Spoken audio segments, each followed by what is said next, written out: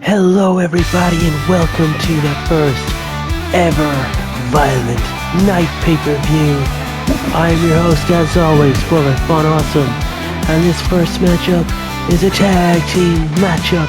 It's an Extreme Rules tag team match between the team of the Platinum Kings, that's Platinum Kid and Carlos Reyes, taking on the team of Caras de las Muertes. New look here for Carlos Reyes. On your right is yellow pants, and on your left, that is the Platinum Kid. Carlos the mentor, Platinum Kid the protege. Carlos is also dating the mother of the Platinum Kid. I'm sure that can only end well. But ladies and gentlemen, I want to welcome you all to a Violent Night. This is our free premium line event, the equivalent of a pay-per-view. But again, it's for free, live on YouTube. Join us, Championship Wrestling Series. Watch us every Tuesday night, Tombstone TV. We're up to 20 episodes, folks, and this is your free premium live event, or your freemium live event. See what I did there? This is Violent Night, and this is Caras de las Muertes. In the purple, Cara de Miedo. Yet to see in action here, folks, and his brother in orange and his brother in arms, Cara del Diablo. Both of these men have a history with Carlos Reyes in Japan, in Mexico, in Europe, on the independent scene across the United States of America. They've battled, they've done wars in England, across Asia, Canada. These guys have been all around the world battling each other, and now they are here. The Championship Wrestling Series, they are here at CWS. And it looks like Caras de las Muertes mean business, folks. This is Championship Wrestling Series. We are at the Violent Night, and folks, as you can see in the background, an advert there for the Stadium Royale. That is January's pay-per-view. It'll be pay-per-view upcoming January 2024. We're always looking to the future here at CWS. This opening match should be a cracker.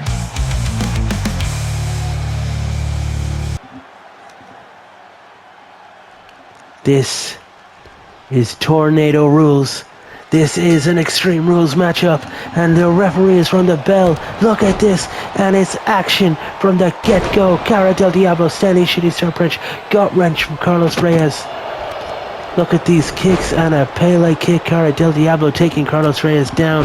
Miedo dropping Platinum Kid with a right hand, and now it looks like Caras de las Muertes is going to tag up against the Platinum Kid. Diablo goes for a cover. Reyes straight over there to break that thing up. Del Diablo, Carlos Reyes going at it in the corner. The Miedo and the Platinum Kid ducks, head scissors, and he's done this. We've seen it before. Look at that for a takedown. Del Diablo trying to end this one quickly. Going for the cover, but Platinum Kid breaks it up before the count of one. Then Miedo, Platinum Kid fighting in the ring, and Cara del Diablo goes to the outside, folks. I told you this is the most violent night of the year. Carlos Reyes stops that bat shot. De Miedo drops the Platinum Kid to the outside and follows him. And now Cara del Diablo dropped across the top turnbuckle by Carlos Reyes. De Miedo outside, laying waste to Platinum Kid. Diablo gets dropped. Miedo stalking Reyes, and now they're going to lock up. The numbers getting to Reyes. Platinum Kid sneaks up behind Miedo. No, he catches him. Miedo drops the Platinum Kid. Now Miedo's got that bat, and he goes to bat Platinum Kid. Oh my God, look at these bat shots. Carlos Reyes dives in there to stop it, and a big back suplex, dropping Miedo to the ground. Platinum Kid now slides to the outside, and he's got a Singapore cane. He's going to face the Devil with the Singapore cane, and the Devil sneaks out with a sledgehammer to the gut of the Platinum Kid. And look at this on the outside, the Platinum Kid rocking Del Diablo. And now De Miedo's got a ladder. We've got ladders, sledgehammers, Singapore canes, bats. Ladies and gentlemen, I told you this would be the most violent night of the year. I don't think you trusted my word, but you will never doubt me again. Sleeper hold now Carlos Reyes has. De Miedo drops him with a stunner. Del Diablo launching the Platinum Kid. And now over here, Demiedo suplexing Reyes outside on the floor. Folks, everything's extreme here at Violent Night. Even our Christmas trees are wrapped in barbed wire. Look at Demiedo lifting Carlos Reyes up. Oh, Reyes gets out of it. Chop block, takes him down. Platinum Kid, right hands. And a Hurricane Rana taking Cara Del Diablo down. Demiedo launching Carlos Reyes back to the ring. And now he's, oh like that, high knee takes the Platinum Kid down. And now look at this, Demiedo suplexing the Platinum Kid on the outside.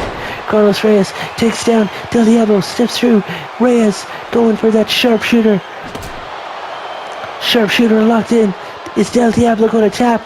Is Miedo double foot drop kick breaks up that submission attempt. Demiedo now locking up with Reyes. Reyes gets the better of it. And Demiedo sneaks out of it. Stomp across the back of the head of Carlos Reyes. Stomp across the back of the arm.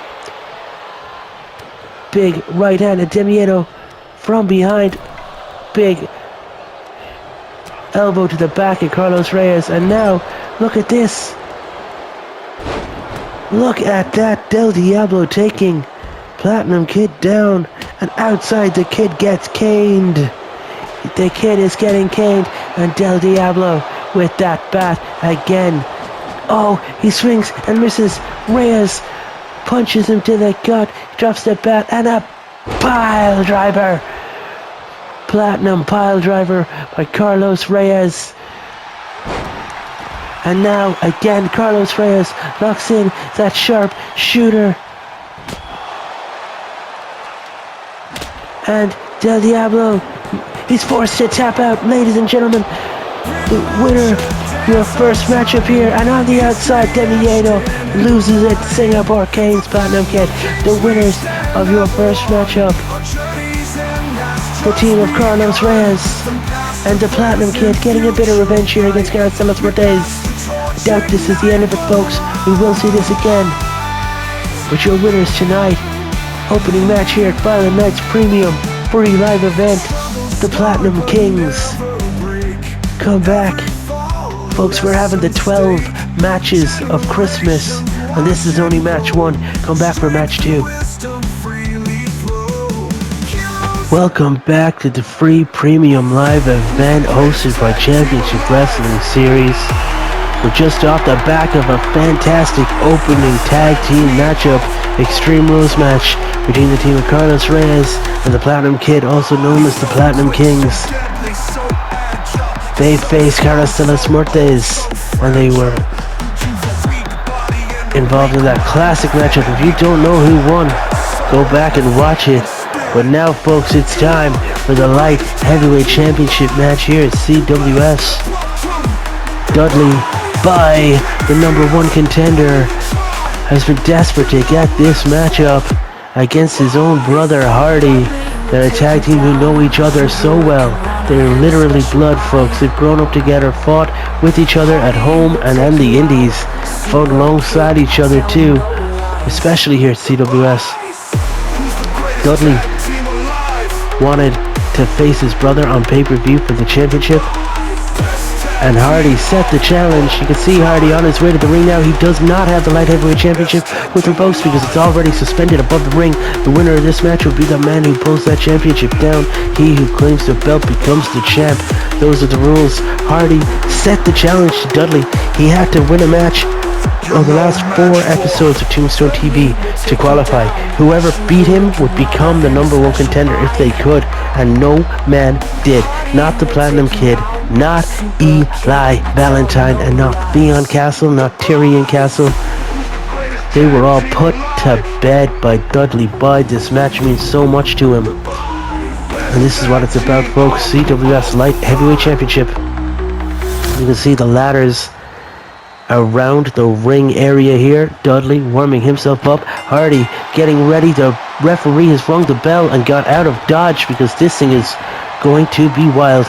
Look at this. Hardy taking the fight to the younger brother. Big right hand, left, and a right, and a kick to the gut. Hardy by now, chin breaker, taking Dudley down. A lot of people in the comments and online I heard say that Hardy stomps the leg of Dudley. Hardy might have been ruthless in his approach here, folks, last few weeks in Tombstone TV. Look at that code breaker taking his brother down. Standing shooting star. When Dudley wanted the match, Hardy said you can have it, but you have to fight every week for 4 weeks. If he really wanted a fair fight, he would have fought 4 weeks in a row himself, or had his brother not fight at all. He scouted his brother, he scouted the competition, and now Hardy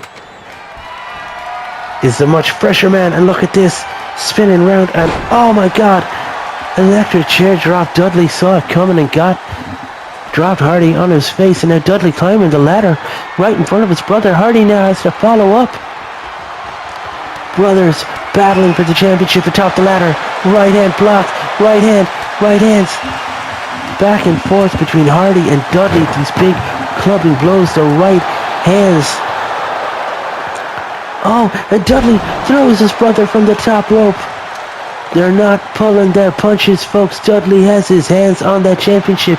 If Dudley can get the title down before Hardy can get to his feet. Hardy now is up. Can Hardy do it? He's watching as his brother Dudley pulls the championship down. Dudley bounced his brother's head off that ladder and rocked him. And now Dudley has fought so hard for this championship. Back matches on Tombstone TV. And your winner, new light heavyweight champion. It's all paid off. The boyhood dream has come true. Dudley beats Hardy in one-on-one action. And folks, why do I get the feeling Hardy's not going to be happy with the result? I wonder what's going to happen in the future here for the light heavyweight championship, for the brothers, for the boys. You'll have to watch to find out. Come back for part 3, ladies and gentlemen, where we have a grudge match coming up between Dr. Dermot Allergy and Lord N. Xavier. Coming up on pay-per-view. Ladies and gentlemen, this is a brawl right here. These guys just came running down the ramp. It looks like they'd already started fighting backstage. Lord and Xavier dropping Dr. Dermot Allergy. These guys haven't even got to the ring yet, but the bell is rung because this match, falls count anywhere. It's no rules. This thing could be a brawl before your eyes. Could go backstage. Who knows? Lord and Xavier and Dr. Dermot Allergy laying waste to each other already. Look at this knee. Kick to the gut, and Lord and Xavier dropping Dr. Dermot on the back of his head. Right hand, left hand to the gut, and now scooping the doctor up and dropping him with a suplex outside on the floor. Those are thin mats, ladies and gents. You might remember the story of this one. A few weeks ago, oh my god, look at this. Picking him up and wrenching around the arm. Folks, it was at the Eliminator pay-per-view. Grace and Faith Angels were defending their championships against Fire Person Sam and Nurse Deceased when Lord and Xavier laid his hands on Fire Person Sam and got the disqualification. The referee caught him laying hands on the opponents, and the team of the champs, they were disqualified, meaning Fire Person Sam and Nurse Deceased won the match but not the titles. Next week on Tombstone TV, Dr. Dermot Allergy forgo his championship #1 contenders match, the light heavyweight title, and sent Dudley Boy on his path to that light heavyweight championship. The Doctor challenged Lord and Xavier, and this thing has been going back and forth between them for weeks now. Doctor squaring up. Xavier gets out of it, kick to the gut, collar and elbow tie up, and look, the Doctor sneaks underneath, and look at that, dropping Lord and Xavier on the back of his head. Dr. Dermot Allergy taking the fight to Lord and Xavier, twisting the arm, wrenching at the arm of the Lord.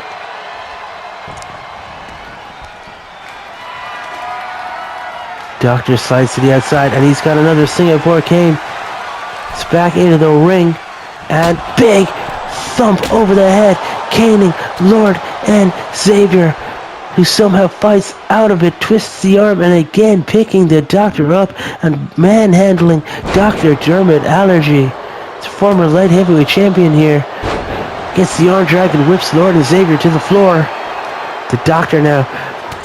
Big right hands and a chop and a kick to the gut, and drops the Lord with the DDT.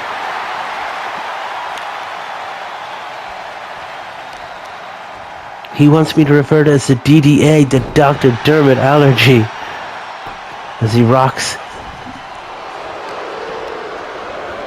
Lord and Xavier here. Whips off the ropes, ducks under, and again, folks, look at that underhook suplex, dropping Xavier on the back of his head. Xavier now fighting back. This action is so fast-paced. Lord and Xavier gets a duck under and then a clothesline. The Doctor doesn't know if he's coming or going, and look at that, folks. I suspect that to be a weighted knee pad that the Lord is wearing. A lot of his offense uses that knee as the Doctor drops the Lord and steps through. Look at this. Getting ready, stomping the Lord. Oh my God, folks. The referee has stopped it. Look at that, a curb stomp to the face of the Lord. And he has been knocked out. Your winner by a referee stoppage, Dr. Dermot Allergy. I hope he feels like he's after getting some bit of recompense there, some bit of retaliation against Lord and Xavier. Folks, we're just getting started here tonight at Violent Night. Your winner, part 3, match 3. Dr. Dermot Allergy. Come back for our next matchup, where we have got two old rivals locked in a cage. What could possibly go wrong? Come back for part 4 of the Violent Night pay-per-view. Welcome back to the Violent Night pay-per-view here, hosted by Championship Wrestling Series. As ever, I am your host, Bullet Bon Awesome. You're listening to the dulcet tones of BBA, baby. And after a brief hiatus here, recovering from some nagging injuries, beautiful Bruno Bravo makes his return to CWS. Look at this guy, still leaving his midriff exposed because he thinks he needs a bit more gold around the waist. We haven't seen Bruno in a few weeks here, and Bruno requested to come back in style, wants to avenge the loss a few months ago, where Bruno lost on the Eliminator pay-per-view to Travis the Savage Sanchez in a cage fight, a stipulation that Bruno still claims favored Travis. It was a KO cage match only. Bruno, who is a technical wrestler at heart and a true student of the history of wrestling, reckons that he is very better in a cage match. So that's what we have for you folks tonight. We have Travis the Savage Sanchez taking on beautiful Bruno Bravo in a cage match here at CWS, here on the Violent Night pay-per-view. And ladies and gentlemen, for good faith, Marshall Harts has been told he cannot be at ringside. That is the manager, the confidant of Travis the Savage Sanchez, his mentor, if you will, his life coach. Marshall Harts will not be allowed at ringside. It's up to Travis the Savage Sanchez to win this one for himself. So he will win by the sword or he will die by the sword tonight. The cage is being lowered. The combatants are ready and the bell is rung. Big kick, punches, and look at this, Travis taking Bruno down to the mat.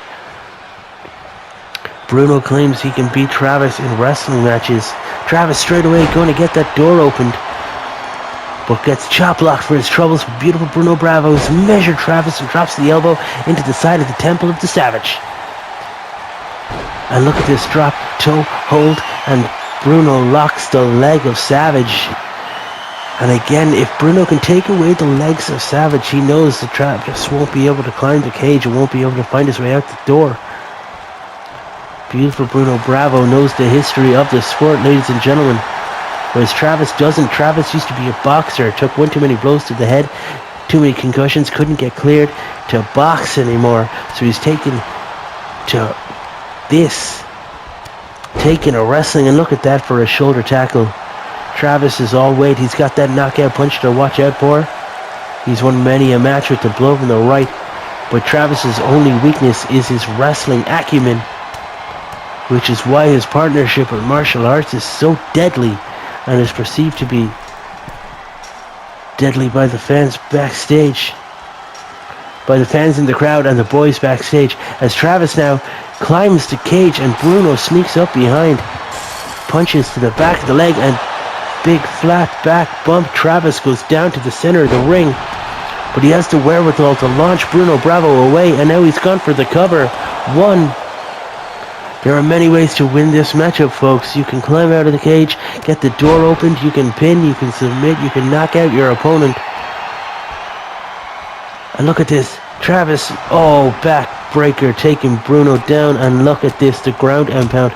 This is where Travis is at his best, folks, when he can just lay waste to you with blows. Now Travis rarely goes from the top rope, but here he is stalking Bruno. Jumps off, and look at that flying knee through the air, rocking beautiful Bruno Bravo, taking him down with that knee. And look at that, the discus punch, but Bruno evades it and answers back with a right hand of his own. Travis shoves him off, whips Bruno into that turnbuckle, and right hand, these body shots right to that exposed midriff we talked about earlier. And now he's just thrown beautiful Bruno across the ring. And now Travis climbing the cage. Is Travis going to get his way out of this one, folks? It looks like Travis is going to get out of the cage. Beautiful Bruno Bravo was convinced that he was going to win this thing, that he had the acumen to beat Travis, but it looks like Bruno might not make it. Travis dangling off the edge. Can Bruno get to him? Or is Bruno too late? He has to watch as Travis the Savage Sanchez climbs down the outside of the cage and drops to the floor. Beautiful Bruno Bravo is not quick enough. And it looks like yet again within the cage, Travis the Savage Sanchez has beautiful Bruno Bravo's number. Bruno looks dejected in the corner, and Travis the Savage Sanchez putting another W in his own column, picking up the win on pay-per-view again, and this time he's done it without martial arts. That is a fantastic win for Travis the Savage Sanchez. Folks, come back for women's tag team title action in part 5 of Violent Night. Join us as Jazz and Private Dancer take on Faith and Grace for those CWS Women's Tag Team Championships. Come back for more.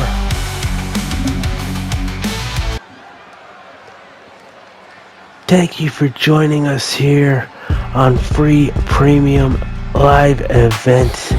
This is Championship Wrestling Series, and you're watching the Violent Night. Next up is a tag team match in the women's division. Introducing first your number 1 contenders. On the left, Jazz Dancer, and on the right, her sister, Private Dancer. These two beat the team of Sandy Beach and Gale Force, Beach Force, a few weeks ago on Tombstone TV, and in doing so, they've become the number 1 contenders for the Lord's Angels tag team titles. And tonight might be a fantastic night to compete for those championships, as the Violent Night is the most violent night of the year. There's a stipulation on every match, and tonight the Women's Tag Team Championships will be decided in a TLC match. And folks, this is gonna be a good one. Private Dancer, Jazz Dancer, ready themselves in the corner as we await the champion's arrival. And folks, here we are, the CWS Women's Tag Team Champions. You don't see the titles around their waists because they're hanging above the ring, folks. Faith and Grace, the Lord's angels, on the way to the ring on their own. As you can tell, the Lord might not have fully recovered from his own battle earlier this evening. Rare to see the angels without the Lord, but Faith and Grace have said their prayers. They believe that they can do things with the Savior's power within them. Praise be to the Lord, they say. The angel and the devil that usually stand over his shoulders. And tonight they have to go it alone, together.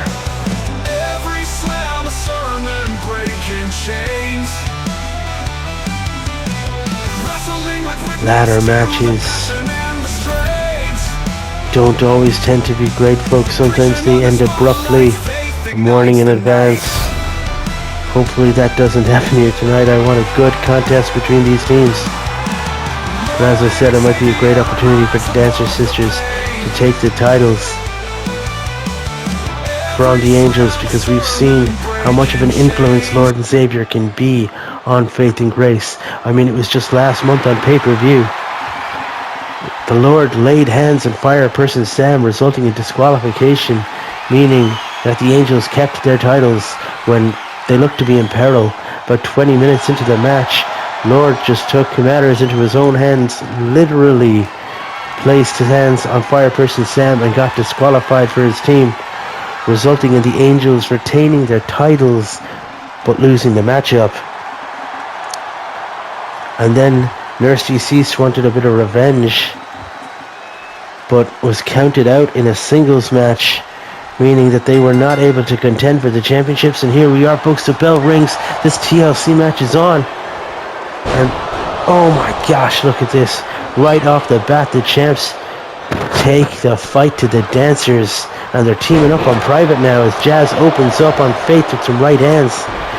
Grace outside in all black, Faith inside the ring in the silver, and Grace slides back in with the steel chair in hand and cracks Private Dancer over the head with that steel chair. Jazz now out to the outside, and Private left on her attack, but Jazz answers back with a chair of her own and drops Grace with a chair, and a second chair shot to the back of the head of Grace. Angels, Faith with a chair of her own opening up on Private Dancer. And folks, when I said Violent Night will be the most violent night of the year in Championship Wrestling Series, this is exactly what I had in mind. Big backbreaker, Private Dancer takes her down. And look at that, Grace with a backbreaker to Jazz, stomping away. And two ladders coming into play now. Private bringing one into the ring. Look at that. And Faith taking the other, as Private lays hands and suplexes, and Jazz gets clotheslined in the corner. The referee's falling over the ladders. Grace bammed out in the corner. Private Dancer suplexed in the center of the ring. Jazz stomping into the leg of Grace, and Grace is getting pummeled by Jazz Dancer in the corner. Oh my god, as Faith drops Private Dancer onto a ladder with a suplex. I'm not sure that Faith didn't get injured herself there with a second suplex. Chairs battered in the ring, ladders everywhere, and now Jazz has gone to get a table. It wouldn't be a TLC without a table now, would it? And look at this clothesline. Grace takes Jazz down with a clothesline. And a Singapore cane. Where did Private Dancer find a Singapore cane in a TLC match? I guess the C doesn't just stand for chairs here, folks. And look at that, Private just taking the ladder with her. And Faith clobbers Private Dancer with that ladder and brings the ladder into the ring. Now Faith and Grace in the ring, Jazz and Private in the ring. And somehow Faith Oh, has been caught in a suplex by Jazz and a big back body drop. Private Dancer dropped onto that flat table. Jazz goes for the... breaks up the pinfall attempt, folks. You can climb the ladder, you can pin, you can submit. This match has many different ways to win and lose, as Private's getting her back wrenched by Grace. And look at that, Faith snapmare. Oh, Private flipped that over into a pinfall attempt. Grace kicked out of it. Faith and Grace with the advantage right now. Oh, look at that, Jazz clotheslines Faith and takes her down. Meanwhile, Private Dancer on the outside laying hands all over Grace. Jazz climbing up as Private gets a backbreaker. Faith pulls Jazz down off that ladder. Look at that, rolls through, neck breaker on the ground. And another backbreaker on the outside. Private Dancer manhandling, absolutely manhandling Grace Angels on the outside here. And Jazz climbs up the ladder behind Faith, pulls her off the top the ladder as Private Dancer unleashes chair shots outside the ring here. The referee doesn't know where to look. Jazz dragging away at Faith here, taking a bit too much time. But Jazz now climbing the ladder, and she's got her hands in the titles, but both of the Angels coming after her. Oh my God, what's going on here? And look at that, off the top, Grace with a twisting neck breaker to Jazz, out on her ass. Private Dancer just punched her way through it. Oh my God, folks, Private Dancer's going for the major powerbomb on Grace, almost pinned Jazz in the background. Private Dancer, major powerbomb, and look at this, Grace can't, Grace couldn't get to break it up. She was going to drop the ladder across the back of Private Dancer. Only Faith kicked out. And look at this. Fall from Grace. Private Dancer gets dropped. Grace Angels now going for the cover. 1, 2. And Jazz goes to break it up and misses somehow. Private Dancer has to kick out. As the fans are chanting tag team wrestling here. Jazz bounces the head off the mat, and look at this, pin is broken up before the count of 1. This is bedlam, this is chaos, folks. This is what I want out of my violent nights. Private Dancer, big backbreaker again. Jazz seems to be setting up that ladder, and this time it's Private Dancer gonna climb as Jazz tope suicida to the outside, dropping Grace. Faith now in the ring, taking the fight to Private Dancer. Jazz picks up that chair and unleashes fury with that chair onto Grace. Look at this, and Grace ducks it, shoulder tackles, runs into that chair. And look at that, just whipping Jazz over, kick to that back. Faith on the inside, dropping Private Dancer. Both teams' momentum is swinging back and forth here. The Angels now on the outside with Jazz Dancer. And look at that, Private Dancer clotheslines Faith, takes her down. Oh, and Jazz rolls through. No pins outside on the floor, but the momentum shift was enough. Private Dancer now getting scooped up, suplexed by Faith, dropped, and Jazz outside with a power bomb to Grace. And now Jazz turning her attention to Faith, who catches the punch. Faith, fall from Grace, rocks Jazz. Private Dancer scoops Faith up with a backbreaker. Grace now could be climbing the ladder, but instead goes to fight for her sister, I think. And look at this, look at that. Sit out power slam of sorts.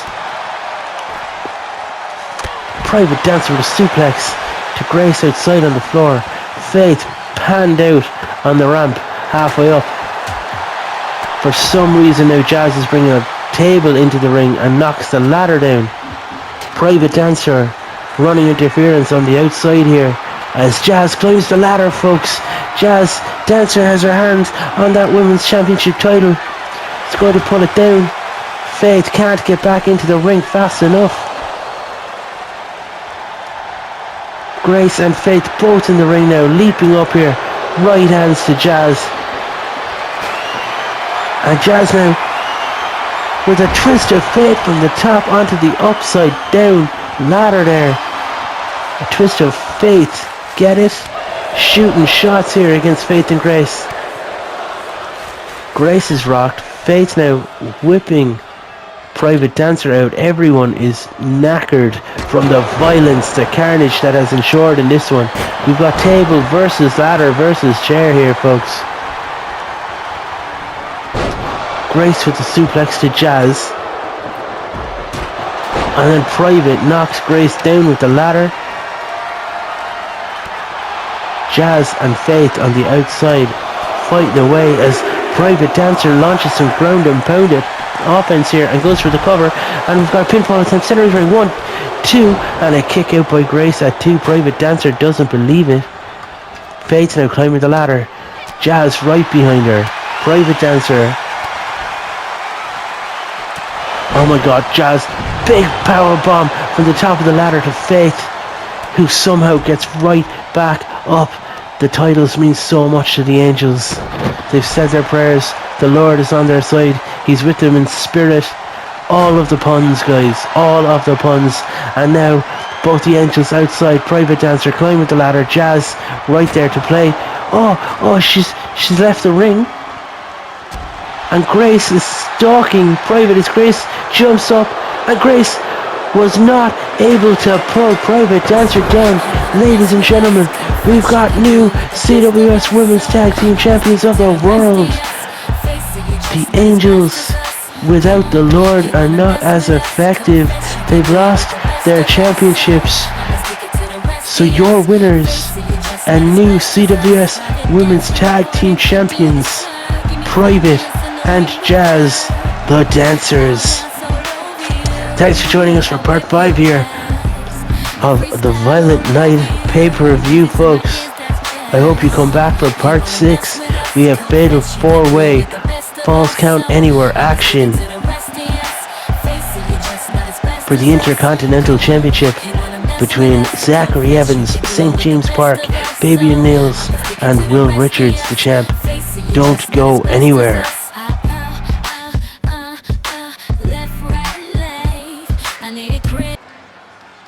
This match is scheduled for one fall, and it is a Falls Count Anywhere match for the Intercontinental Championship. Introducing first, the leader of the Toon Army. He is YouTube's favorite wrestler from Newcastle upon Tyne, England. This is St. James Park. St. James Park has had his eyes set on gold since his arrival at CWS. He got derailed by El Maestro for a few weeks, but now that El Maestro is in the rear view because he's actually in the hospital, St. James has his eyes set on this Intercontinental Championship. He was able to team with one of the competitors here tonight just recently on Tombstone TV. An interesting tag match was put together between the number 1 contender, Fabian Nils, and the champion, Will Richards, were forced to team up to defend their singles matchup against each other from St. James Park. And another standout recently here at CWS, where their name is Zachary Evans. However, the team of St. James Park and Zachary Evans actually won the match, meaning Fabian Nils and Will Richard had to make the match a fatal 4-way. Will St. James Park and Zachary's alliance be able to cause them to unite tonight and take the fight to Fabian Nils, take the fight to Will Richards, and one of them become the champ? Or will their animosity get the better of them? Will they turn on each other? Fabian Nils and Will Richards have already said they'll never team again. they each blame each other for that loss. The fact that this isn't a singles matchup, they're blaming each other for that. But ladies and gentlemen, this is Fabian Nils, one of the contenders. And this man here, this is the golden ace. This is Zachary Evans, the third contender for this championship. Zachary Evans has had fantastic showings recently. He got derailed himself by sweet Kenny Campbell for a few weeks, but he's had fantastic showings in contenders matches. I think he's had over 5 eliminations combined. He's defeated some of the biggest names here in CWS, eliminated them from those contenders matches. It's a matter of time between Zachary Evans wins a contenders match, in my opinion. The Golden Ace is a surefire #1 contender down the road. He's just been unlucky with placement so far. Some of the big heavy hitters have come in after him when he's been tired.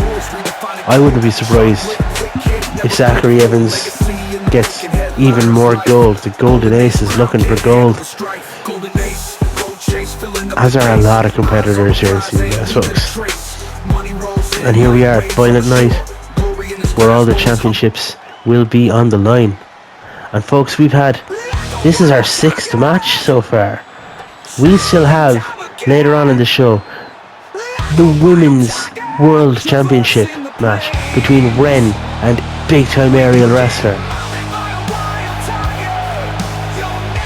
and a women's contenders match. The first ever women's contenders match in CWS history is going to be on this show. Those matches are coming up soon. But folks, this is the CWS Intercontinental Champion, Wild Tiger. The rest of his rock band, his friends, they've been banned from ringside, including his own wife, the Wildcat Kitty Richards, Sweet Kenny Campbell, and Sparks. They are not allowed out here. They're not allowed at ringside. Will Richards has to defend his championship in a fatal 4-way falls count anywhere match. This should be a treat for the fans here.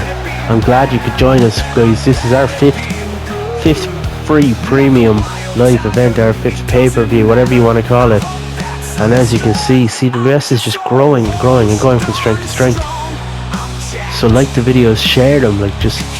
If you know anybody who likes wrestling or video games, combat sports, there's a little bit of something for everyone here, or at least that's what we try to do at CWS. Violent Night is so extreme, even the Christmas tree is wrapped in barbed wire. Folks, that's what it's about. The Intercontinental Championship. Zachary Evans, Fabian Nils, St. James Park, and Will Richards all ready. Referee rings the bell, and here we go. This thing's off. And look at this, it's the teammates turning on each other. Fabian Nils rocking Will Richards with a spinebuster as St. James Park gets snake-eyed across the top turnbuckle by Zach Evans. And Fabian Nils turns his attention to Zach Evans, big bear hug. Will Richards doing battle here with St. James Park. I can imagine this thing's not going to take long to spill out to the floor as St. James Park tosses Will Richards off the rope. The referee gets in the way. Fabian Nils gets in the way. Zach Evans slides to the outside as St. James Park takes Will Richards down with a punch to the face. St. James Park now with a cover already. Zach Evans in to break it up if he needs it. Folks, you can see all of these different logos on the outside here. Championship Wrestling Series. January's upcoming premium free live event, the Stadium Royale. Matches for that are going to start being booked as soon as next Tuesday on Tombstone TV. The CWS logo, the new Tombstone TV logo. And look at this big back body drop. St. James Park drops the champ. And outside, Zachary Evans is taking the fight to Fabian Nils. Guys, CWS is going from strength to strength. Join us on the journey. And look at that. St. James Park with a rolling fall away slam. Release suplex, and Zachary Evans with a backbreaker on the outside to Fabian Nils. And a second backbreaker. St. James gets launched into the turnbuckle and followed up with an elbow there by Will Richards. And then a drop kick into the corner. Zach Evans goes to pick up the steps, and Fabian Nils wants none of that. He just drops him. And look at that, a big back suplex outside on the floor. Fabian Nils wants that championship back. He lost the championship at the Masquerade Brawl to Will Richards. And now look at this, a pinfall attempt on the outside. Zachary Evans gets the cover of 1 and a kick out because the ref took a while to get there. Oh, look at that, rolling knees. Fabian Nils was supposed to be part of a 10-man battle royal. St. James Park took El Maestro out of it. They ended up having a singles match, a backstage Masquerade Brawl that St. James Park won, and then Fabian Nils took himself out of the match, meaning the 8 competitors left had a number 1 contender Masquerade Brawl Battle Royale at the pay-per-view. Will Richards won it and then had to go back to back into the next match to fight for that championship, and he did. He won. He beat Fabian Nils for the title. Look at that DDT. St. James gets rocked by DDT and outside to Zach Evans. So Will Richards then goes on to face Fabian Nils the next night on Tombstone TV, or 2 nights later, whatever it was. And he was knackered and he lost that match to Fabian Nils, meaning Fabian got his rematch. But the whole thing was a bit shady, so management decided, look, we're doing the tag match. And we know how that went. Zach Evans, St. James Park have been at it, fatal 4-way. And I think the match is better for it, to be honest. Look at this now, Will Richards on the outside, and St. James Park, Fabian Nils, power bomb, oh my god, out of the ring, over the top rope, and now St. James Park climbing out. Surely he's going for the pin, but Zach Evans now pinning the champ on the far side. Here we go, 1, and a kick out at 1 by Will Richards. Zach Evans now gut-wrenching St. James Park and releasing him. This guy is so strong.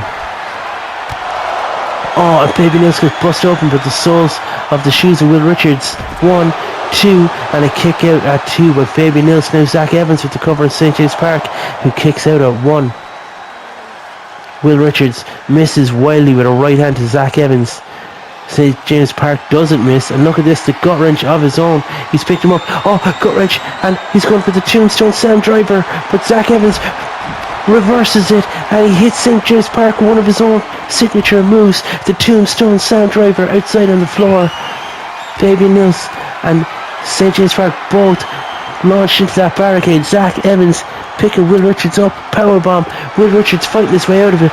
Wild Tiger crawls away at the eyes. Bulldog by Zach Evans. Fabian Nils now going to pin the champ. Zach Evans breaks it up before the ref can even count 1. No man's going to let the others win easily here. Look at that belly-to-belly reverse. Oh, Ross bottom. Fabian Nils going for the cover, and Zachary Evans. Will Richards kips up out of the Ross bottom. That is some bull right there. Fabian Nils ground and pound on Zach Evans. Will Richards, St. James Park, center of the ring. St. James evades the clothesline, whips Richards into that turnbuckle. Big right hand. And Zach Evans with a running power slam outside to Fabian Nils. Oh, Will Richards catches the foot and rips St. James off the top turnbuckle. Zach Evans again going for the same powerbomb. And this time he gets it to sit out powerbomb of Fabian Nils. Might be enough to cost Will Richards the championship. And this is it, folks. The champ doesn't even have to be pinned to lose. St. James Park over double axe handles, breaks up that pin. That surely would have been it. But St. James Park saved the match for everyone but Zach Evans here. And Zach Evans is going to punish him for it. Look at this stalling suplex on the outside. Park is upside down with nowhere to go. Takes him down. Fabian now with the cover on the champ. And Zach Evans taking the absolute mick out of St. James Park, doing his own taunt to get him. St. James Park doing it back. Things are breaking down here at the Violent Night as Fabian Nils throws Zachary Evans into the referee. Hello, Matthew. How you doing, pal? St. James Park tosses Will Richards back into the ring and gets speared by Zach Evans, who goes for the cover outside on the floor. False count. Fabian Nils breaks it up.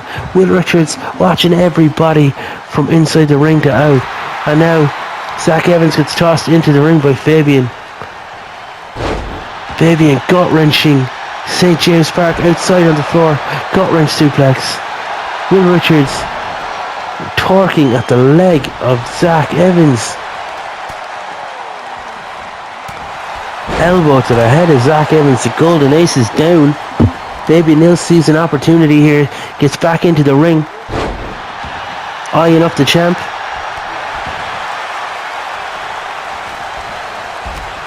Oh, it tosses some collision here between Fabian Nilsson and St. James Park, bouncing heads.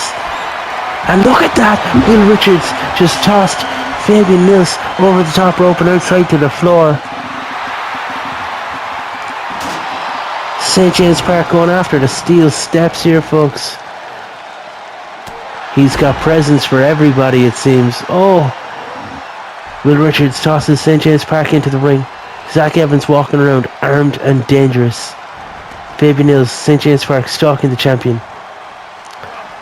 Tossing Will Richards back into the ring. Oh, and St. James didn't see Zach coming. He just ate those steel steps.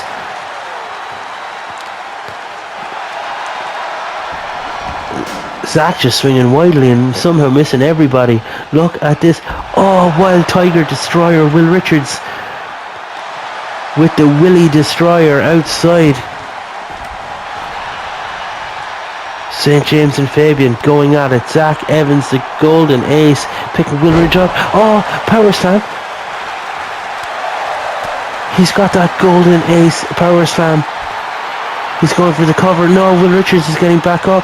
St. James Park talking trash to Fabian Nilsson the outside. But the golden ace is stalking the champion in the ring. He's got that sit out powerbomb, and meanwhile St. James Park with the tombstone Sam driver to Fabian Nilsson the outside, but he doesn't see the cover. Will Richards somehow kicks out and defends his championship. He's somehow kicked out. Zachary Evans, the golden ace, dropping St. James Park with a DDT. Took too long stalking St. James. Will Richards was able to stalk Zachary Evans. There's St. James Park and Will Richards in the ring. Oh, misses with the clothesline. He went for that Pachiti Club clothesline and missed. And now look, Zach Evans on the outside with Fabian Nilsson with that sit out powerbomb. But St. James Park with the tombstone sound driver. Oh, the referee going out to cover the golden ace. 1, 2. Oh, and St. James Park saves the match up. Breaks up the pin, but he had it won there. Surely he had the champ beaten with the tombstone Sam driver. One of YouTube's favourite moves.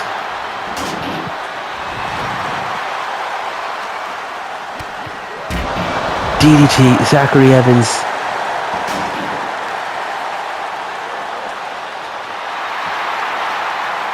He goes to throw St. James into the ring, and St. James wasn't having any of it. Look at that side Ukrainian leg sweep. And a clothesline. Golden Ace takes the champ down. This match is chaos, guys. I wasn't expecting it. I mean, I expected Violent Night to be violent, but I wasn't expecting this match to go back and forth and then over the other way. Look at this. Golden Ace whips him off the ropes. Double shoulder tackle. Neither man goes down. Fabian's armed with those steps. Will Richards kicks them out of his hands. Belly to belly suplex. Look at this. Willie, Canadian Destroyer, and the pin. And Will Richards has Fabian locked up. 1, 2, 3. St. James Park and Zachary Evans unable to break up the fall somehow, some way. Will Richards was able to successfully defend his championship in a Falls Count Anywhere fatal 4-way matchup. Ladies and gentlemen, this is what CWS is all about. Virtual contests here, folks. Great win there for Will Richards. Come back for part 7, where we will have the number 1 contender for the Women's World Heavyweight Championship. Ren will take on big time aerial wrestler for the CWS Women's Championship. Come back for more.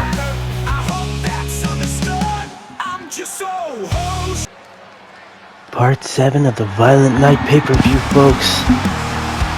We are here on free premium live event.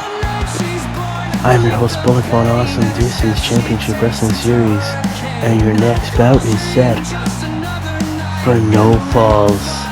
There will be no pins in this. This match is for the Women's World Heavyweight Championship at Championship Wrestling Series, and folks, this will be a submissions match. Introducing first the number 1 contender, your winner of the first Women's Masquerade Brawl.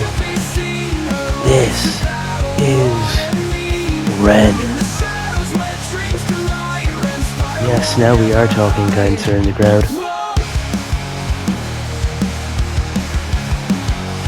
As I take a sip of coffee, we are here And we've got Ren in the ring in her first championship matchup.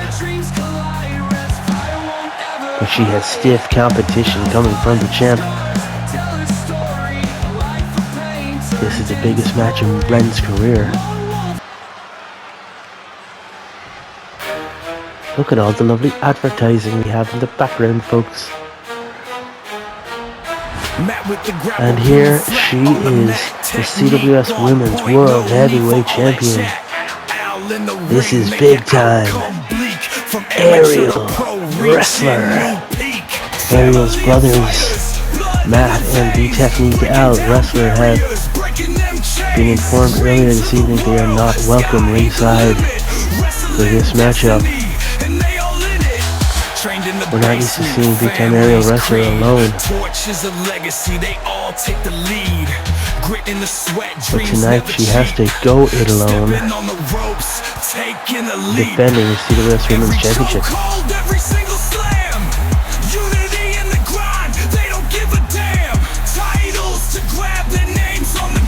This is the belt, the title on the line here tonight. This is what it's all about, folks. There's a big fight feel in the air this evening as Ren readies herself.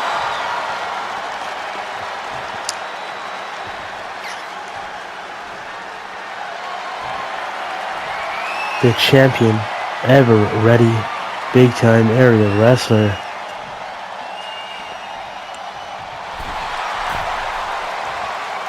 Getting a fairly mixed response here from the crowd this evening.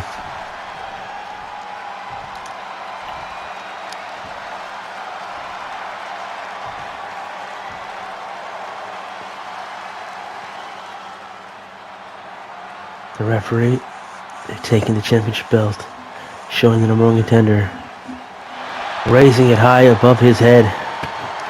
Ladies and gentlemen, I hope you're ready.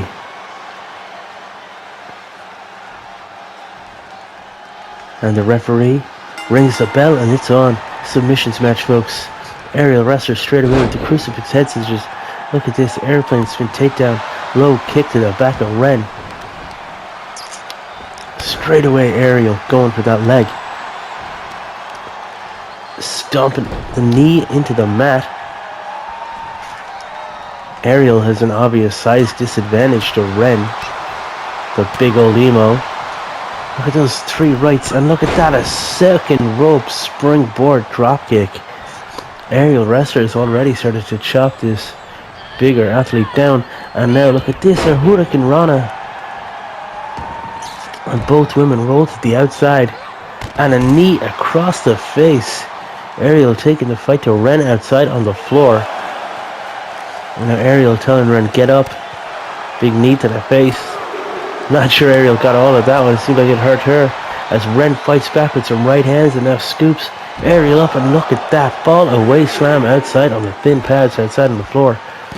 And now bouncing, you can hear the crunch of the head. Aerial wrestler hitting the mat outside right in front of the commentary desk where me and all my friends are sitting. Now rest count up to 5, both women in, and look at this, like an octopus stretch here. Latched in, Aerial with the submission tight in on Ren. He fights back, and look at that. Sidewalk slam dropping Aerial onto the back, and a big right hand. Now Ren grapples from behind. Aerial ducks down, goes beneath. And look at this, a back stabber, 2 knees to the spine.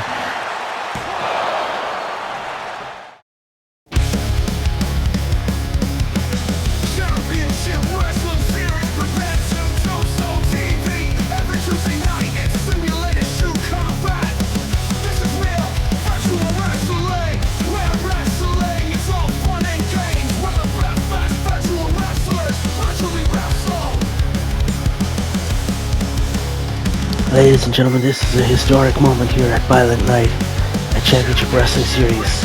We're going to have our first ever women's contenders matchup. If you've been with us from the start, or even recently, you might know the rules of these contenders matches. It's a truly unique concept in all of wrestling, in all of real sports, virtual fighting, the chaos, the combat. there will be 2 initial competitors start the matchup. And after a certain amount of time, a new individual will enter the ring.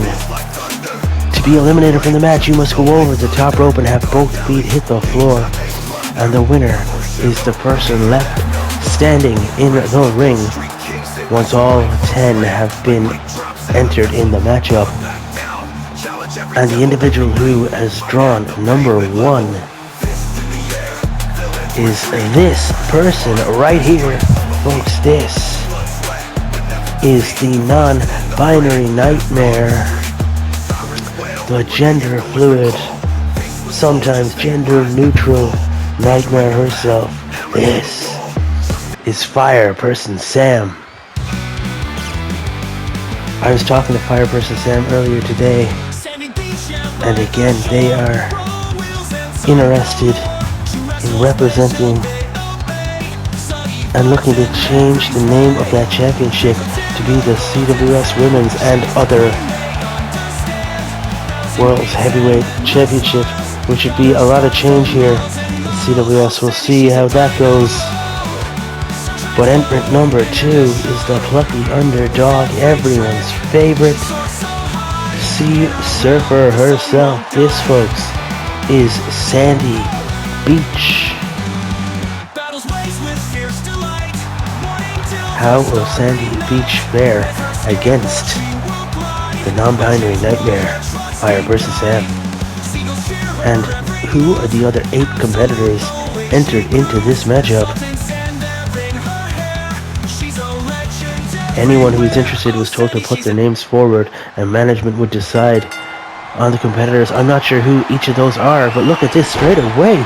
Sandy Beach taking Fire Person Sam down with an intricate bulldog, but then Fire Person Sam immediately clotheslines Sandy Beach over that top rope and out to the floor. Sandy Beach has been eliminated. One offensive move, and now Fire Person Sam has to wait it out to see who the next entrant is. And I guess I'll put my mic down, folks, because we will be here for a while as we watch Fire Person Sam talking trash and just gonna walk around the ring for the next... I am shocked Sandy Beach did not last long at all. Fire Person Sam, could this be the next number 1 contender for CWS Women's Championship? Will that title become the CWS Women's and Other Gender Neutral, Gender Fluid Championship belt, the first of its kind in real shoot simulated combat? This is real virtual combat. This is simulated shoot combat, folks. This is groundbreaking. This is game-changing.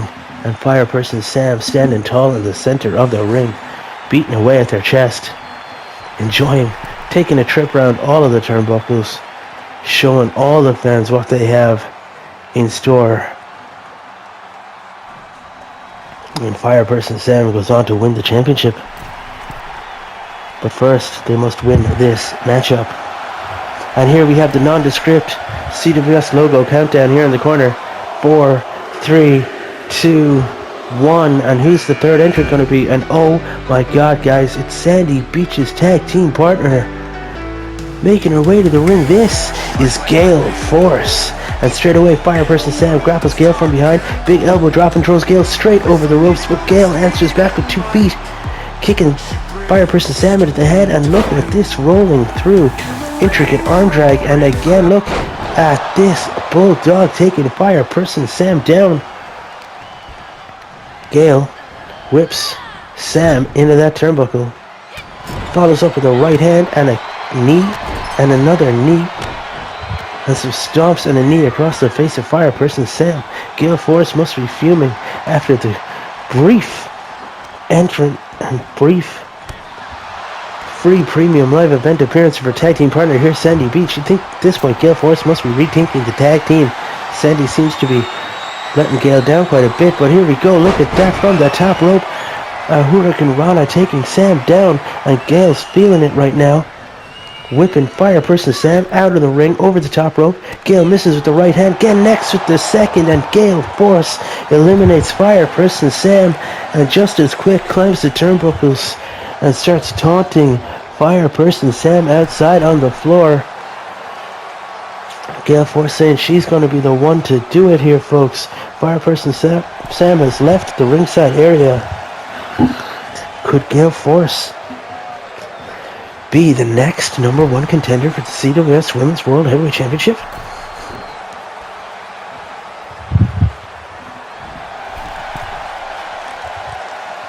Gale is a superhero in the eyes and the minds of many CWS fans around the world. She believes she has the power of flight and takes to the sky often, hence the goggles, the wind-breaking goggles she wears to the ring. A nondescript logo appearing on the screen again. 3, 2, 1, and who's the next entrant in the match? And folks, would you believe it's the tag team partner of Fireperson Sam now on the way to the ring. The other member of the first response, this is Nurse Deceased.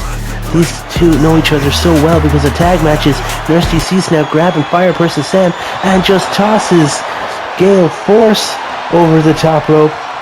And now Nurse Deceased being the only one left in the ring.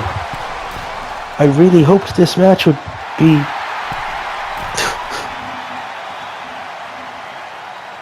different. I guess everyone's had their moment to shine, but so far it just seems like each competitor is able to best the other almost immediately. 4 entrants into the match so far, and Nurse Deceased is the only one left in the ring. I'm afraid to ask almost, but could Nurse Deceased be your next number one contender for the CWS Women's World Heavyweight Championship? As she takes the tour of the turnbuckles, much like Fireperson Sam did before her.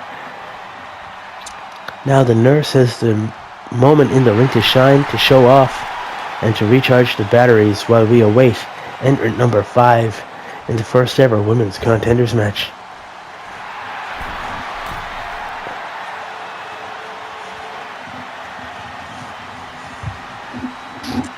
The nurse screaming that she wants competition out here, stat, and other hospital related things.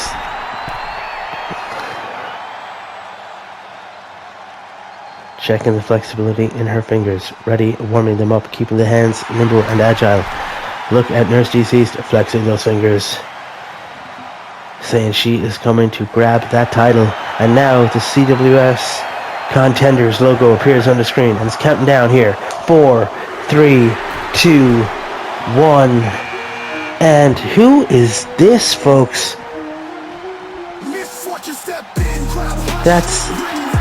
I recognize her from the Independents. This is Miss Fortune, and look at this, Miss Fortune with the second rope assisted dropkick.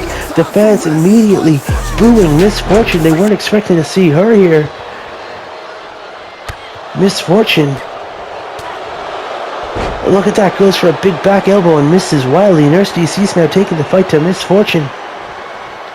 Nurse already has 1 elimination to her belt, but elbows from Miss Fortune taking the fight back to Nurse Deceased, whipping D over the top rope. And now D climbing back into the ring before Fortune's able to get her hands on her. Fortune gets whipped into the ropes. D follows up, looks for an axe handle, misses, but answers a big straight kick to the face, takes D down. Miss Fortune now has D over the ropes. D holding on for dear life. All the flexibility he has coming into play here, and it does. It succeeds. Answers back with an elbow. Calling an elbow. Nurse Deceased dragging Fortune over to those ropes. And again, this time, D lifting Fortune up. Fortune tilting up over the ropes. Can she hang on? She's not been eliminated yet. Both feet have to hit the floor, but Fortune starts fighting back. Elbows to the shin of D. And look at this shoulder tackle from D. Kick to the gut by Fortune. And now Miss Fortune standing up and gets a stretch locked in on D. Stretching away at the guts in the midsection of Nurse Deceased. And look at this innovation. What a way to break out of that submission move. And now a massive kick to the face of Fortune. Folks, this is Miss Fortune's debut here at CWS. We weren't expecting her here at all. This is a nice surprise for the fans. Nondescript countdown appears on screen. 4, 3, 2, 1. Entrant number 6 is Ratchet Riley Rose, folks. The only patched-in female member of the Grim Reapers, as she is here into the ring, which is good news for Fortune, it seems, because, straight away, Ratchet Riley Rose eliminates Nurse Deceased. Fortune sneaks up behind her and rocks Riley, and oh my god, Miss Fortune with a side kick taking Ratchet Riley Rose out of this match. She is out as fast as she came in. And again, only one competitor left in this thing to tour the turnbuckles, to show the fans what they have in mind and what they have in store. And folks, Miss Fortune might go on to do this. I didn't even know she'd signed for the company. What a fantastic addition here for the CWS Women's Championship scene here at CWS. Fortune, we've seen her before on the indies. I'm not sure if you're familiar with her game. She is a prolific manager and valet. She comes from a very prominent wrestling dynasty as well. Her brothers and father, uncles were all wrestlers. Miss Fortune here to seek her fortune, I guess. The fans just booing the heck out of her. They don't care for her at all.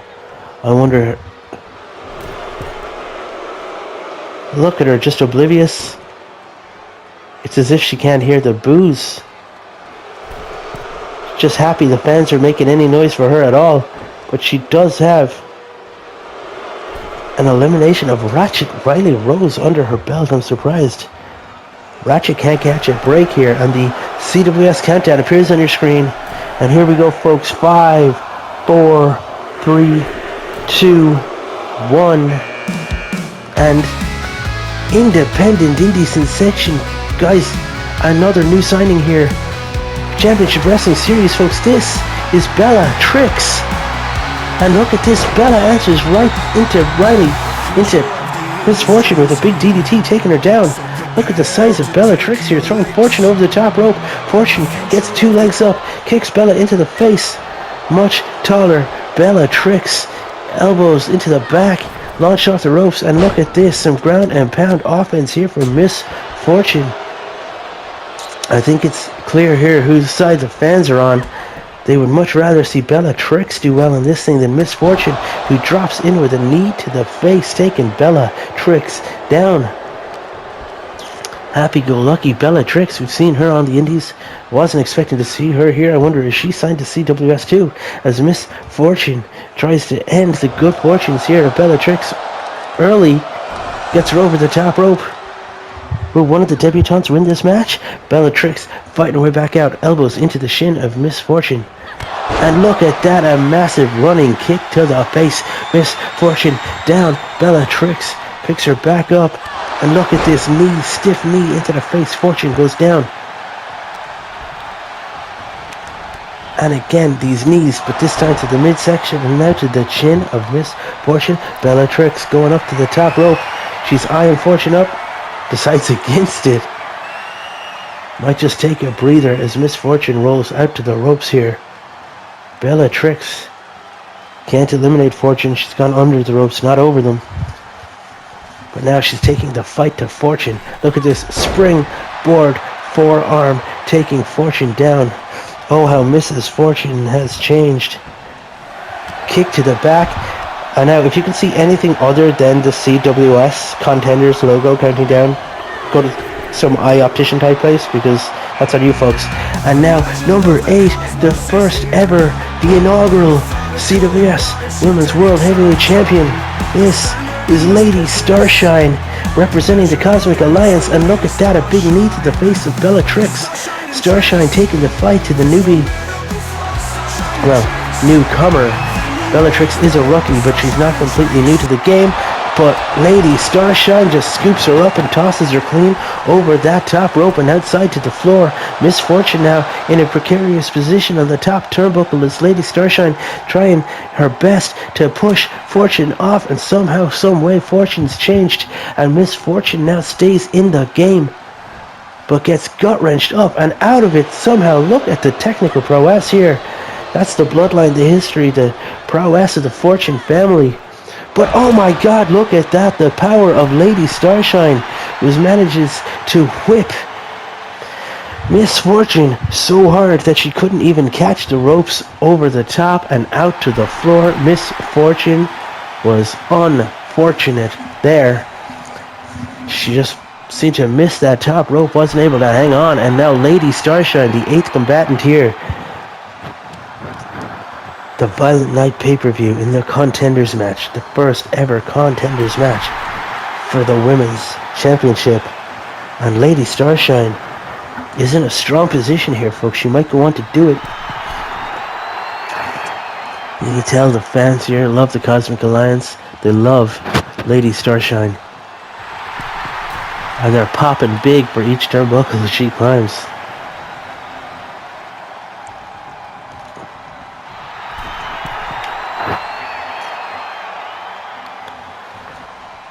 Lady Starshine is touring the arena here, folks. And the CWS countdown appears again. 5, 4, 3, 2, 1. Entrant number 9. Who's it gonna be? Folks, it's only Suplex. Suplex has had fantastic showings at the Eliminator and the Masquerade Brawl, and every time she has individual matches, she tends to do well. She was hoping to win this match. I was talking to her earlier. She really thought that Aerial Wrestler was going to win her matchup. Oh my God, and look at this Lady Starshine straight to the big guns with the Starshine piledriver to Suplex. Sue was hoping that Aerial would win her match, that Sue could win hers, and that at the Stadium Royale, it could be Suplex versus her tag team partner, Big Time Aerial Wrestler, for that Women's Championship. But the game has changed now that Ren has put a wrench in the plans, and Ren has defeated Big Time Aerial Wrestler to become your Women's Champ. I wonder, is Suplex's head where it needs to be triumphant in this match as she takes on Lady Starshine, the veteran, the ring general herself. Sue now dragging Lady Starshine over to that rope, and look at this, a Hurricane Rana over the top rope. Suplex eliminates Lady Starshine, and we're down to Suplex. And whoever entered number 10 is the winner of this encounter, goes on to be the number 1 contender for the CWS Women's World Heavyweight Championship here. Suplex now to be the one to take the time to taunt and do the tour of the crowd. The fans see mixed response here to Suplex.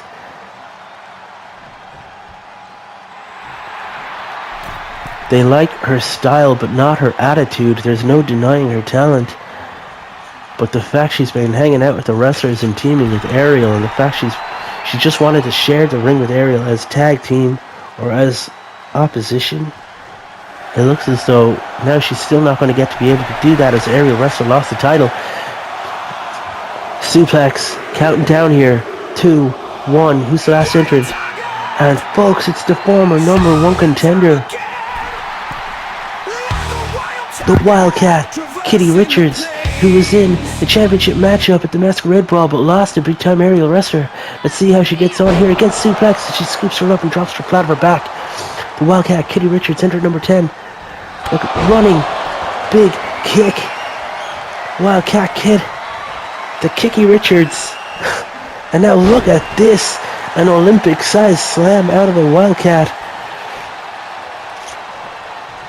One of these women is going to go on to the Stadium Royale main event to face Ren for the CWS Women's Championship. Who's it going to be as Kitty gets a drop down, and now a big back body drop, taking Suplex off her feet.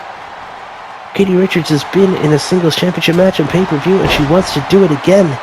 Suplex has also been vehemently trying to get that championship opportunity. Kitty now trying to get Sue over the top rope.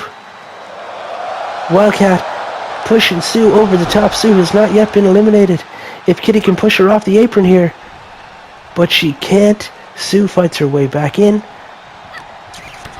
Oh, and Kitty answers with a gut kick.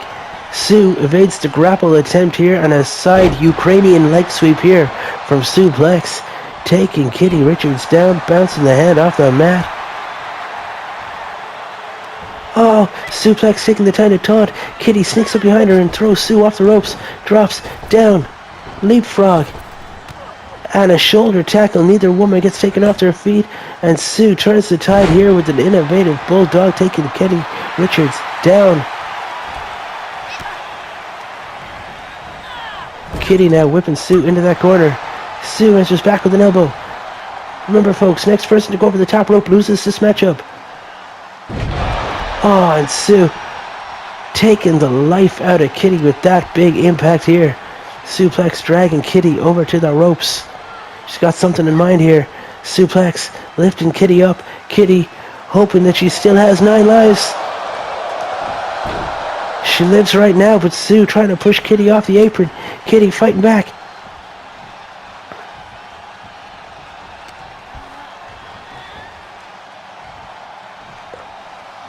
And look at this. Oh my gosh. Suplex thinks she has it, but Kitty sneaks up behind her. Kitty with a butt breaker to Suplex. Punches away at the midsection and the face. The Wildcat is still in this thing. Shoulder tackle. Neither woman goes down. And again, Suplex can't hold on. Kitty Richards keeps fighting her way out of it. Suplex over the top rope, but she's still in this thing. Kitty Richards punching away, trying to knock Sue off the apron. And she does it. The right hands of the Wildcat, Kitty Richards, is enough to take Sue off the apron. And yet again, Suplex. Ever the bridesmaid and never the bride. The Wildcat, Kitty Richards, will be going to the main event of Stadium Royale to face Ren for that CWS Women's Championship. Folks, this is the Violent Night. I hope you guys join us for the next match. Part 9, we've got mixed tag action as the Cursed Ones, Killian and Wanda Curse, take on Prince Toro and El Dorado. After Killian and Wanda both losing individual matches at Tombstone TV, they set down the gauntlet. They challenged the team of Prince Toro and El Dorado to a mixed tag match, and that's coming up next here at Violent Night. Part 9 of the Violent Night pay-per-view, the free premium live event hosted by Championship Wrestling Series. I promise you the most violent night of the year, and I think we might have delivered so far, and there's so much left to come. This, folks, is a recently formed union. 2 of our competitors who have issue and taken umbrage with the trash talk of a mixed tag team here.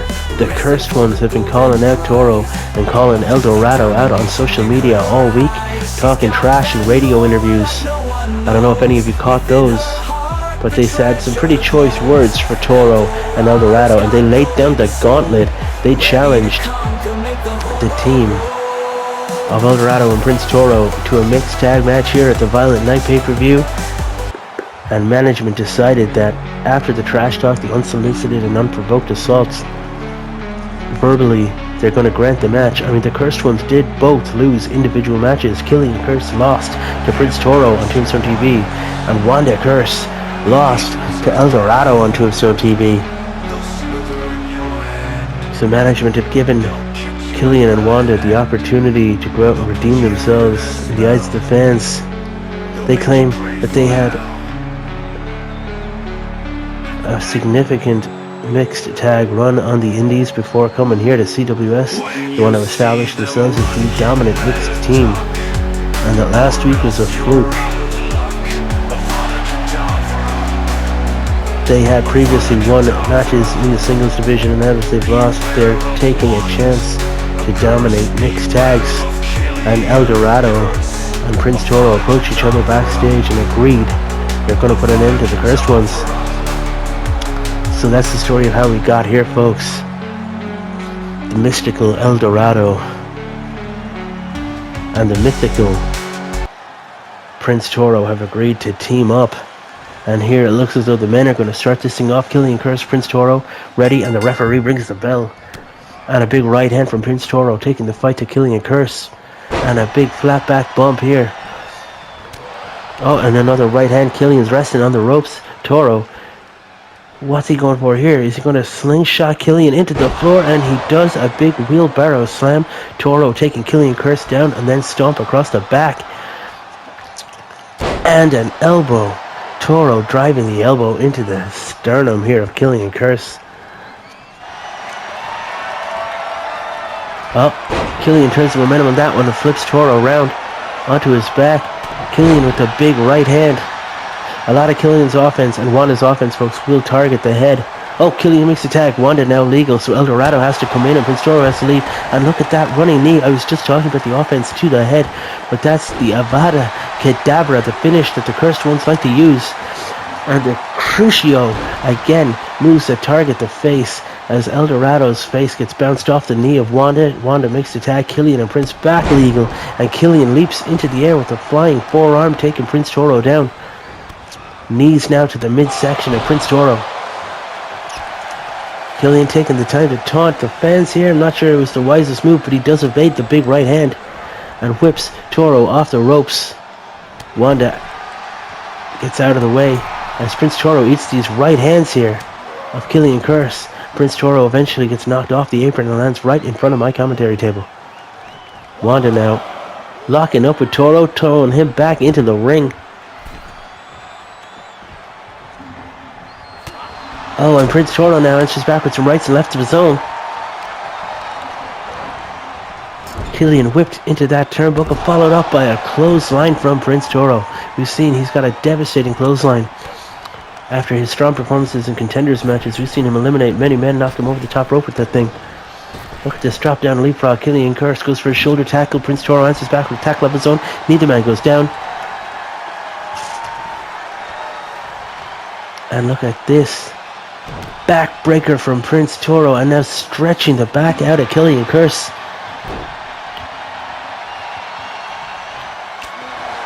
Toro gets an elbow to the midsection. Killian Curse clotheslines the back of the head, and Toro goes down. Killian drags Toro into that corner. Locks up with Prince Toro, and a big chop in the corner of the chest of Toro.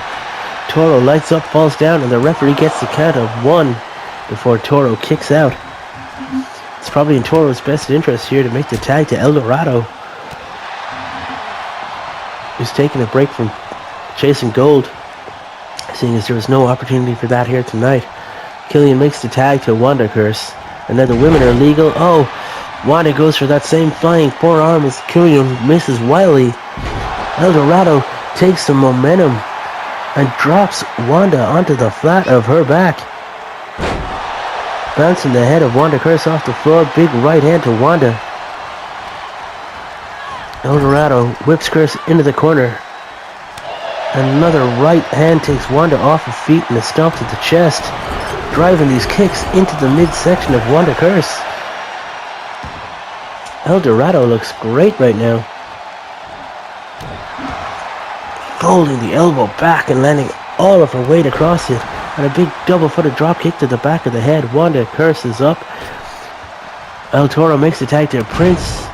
Sorry, El Dorado makes the tag to Prince Toro. Blah. The men are legal. Double knees. Killian Curse taken down, and Prince Toro takes the time to taunt the crowd. And now he gets the cover on Killian Curse. Center of the ring. 1, 2, and a kick out at 2 by Killian Curse.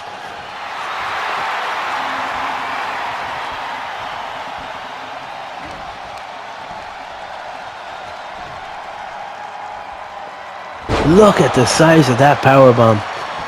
Prince Toro is deceptively powerful. He makes the tag to El Dorado, and now the women are legal again. Finally, Wanda Curse hits that flying forearm.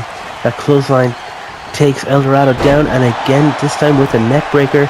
El Dorado gets right back up and gets an octopus stretch on Wanda. She's stretching out. Look, this abdominal stretch. Sorry, abdominal stretch locked in. And Wanda Curse fights out of it. Look at this. Thighs wrapped around the head and drives the head into the mat. Wanda clothesline to the back of El Dorado, takes her off her feet. Big right-handed clubbing blow across the face of El Dorado. Rights, kick to the gut. And Wanda Curse clotheslines the head clean off Dorado. Dorado's down. Wanda makes the tag. Killian now legal. The Curse one's chipping away, and look at this, another running knee to the face. Killian Curse. Oh, and Prince Toro no sells it, trips up, and answers back with the clothesline of his own. Tags back Dorado. And the women are legal again, folks. Wanda Curse whipping Dorado off the ropes, straight over the top rope and out to the floor outside. Dorado makes her way back in. Wanda whipping Dorado again off the ropes. Leapfrog straight over the head of Dorado. Drops down. Sneaks in behind and catches the waist of Dorado. Lifts her into the air and drops her with a German suplex. Wanda Curse bouncing the face of El Dorado off her knee. El Dorado slides to the outside. Wanda went to fake an outside dive there. El Dorado slid back into the ring, which is just what Wanda wanted. Bounces the head off the top turnbuckle. And again, bouncing the head off the top turnbuckle. Big right hand here. El Dorado's in the wrong part of town altogether. But Killian just tags himself in, I think. And now Prince Toro legal, but this is chaos. Everything's broken down. Wanda now out to the outside. El Dorado out to the outside. The referee was counting Killian out, so that must be what happened.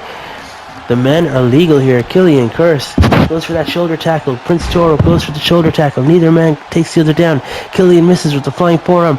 And again, Prince Toro seems to be going for that big power bomb. And oh my God, he gets it. The Toro bomb.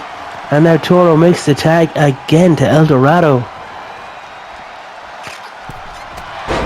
And a rugby tackle from El Dorado takes Wanda Curse down. And look at this, kick to the side of the head and a rip. Oh my God. A Spanish fly from El Dorado. And Wanda Curse was able to kick out of that on her own. Killian didn't even need to break it up.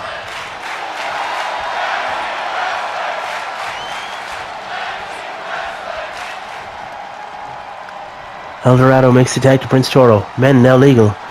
Toro goes for that running neck breaker. Killian couldn't avoid it. Stomp across the face of Toro from Toro to Killian Curse. Toro misses with that knee. And Killian answers back with some knees of his own to the midsection of Prince Toro.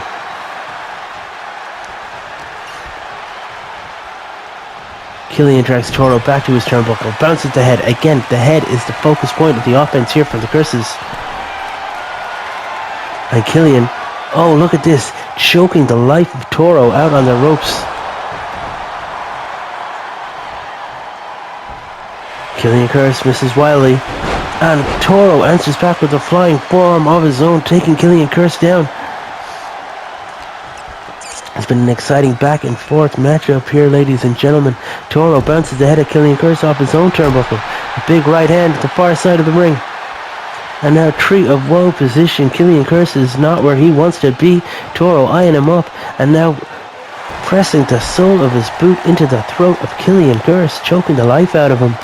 Toro kick to the midsection. Running knee to Killian Curse, takes him off his feet. And Toro goes for the cover. One. And Wanda Curse dives in to break up the count and accidentally connects with the referee. Toro now has Killian sized up, staggered on his feet. Toro tossing Killian around the ring. Toro taking the attempted taunt, and this time he has the chance to complete it. Toro lines up and gets that gore, that bull-like spear. Toro now the count, and again Wanda in to break up the count at 1. She's the Wanda break up the count and keep the Curses in this thing. Toro off the top rope with double axe handles across the back, taking Killian to the floor. Refs count up to 1. Toro back into the ring, and Killian is being counted out here, ladies and gentlemen.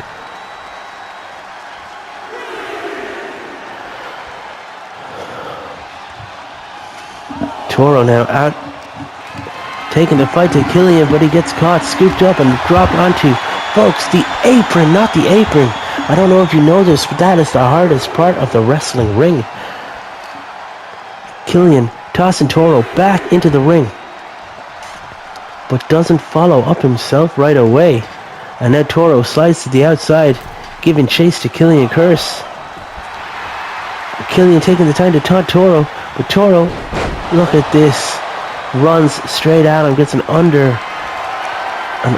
drag, and now just manhandling Killian Curse. Toro makes the tag. El Dorado, Wanda, now legal. Killian yet to leave the ring. Rolls to the outside.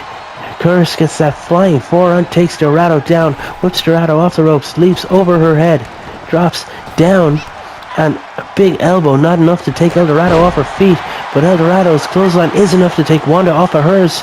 Stomps across the chest. El Dorado now egging the crowd on. Wanda sinks up behind her with a big back body drop, taking El Dorado down. Ground and pound offense here from Wanda Curse. Stomping across the guts. And again a knee to the face of El Dorado. Big right hand.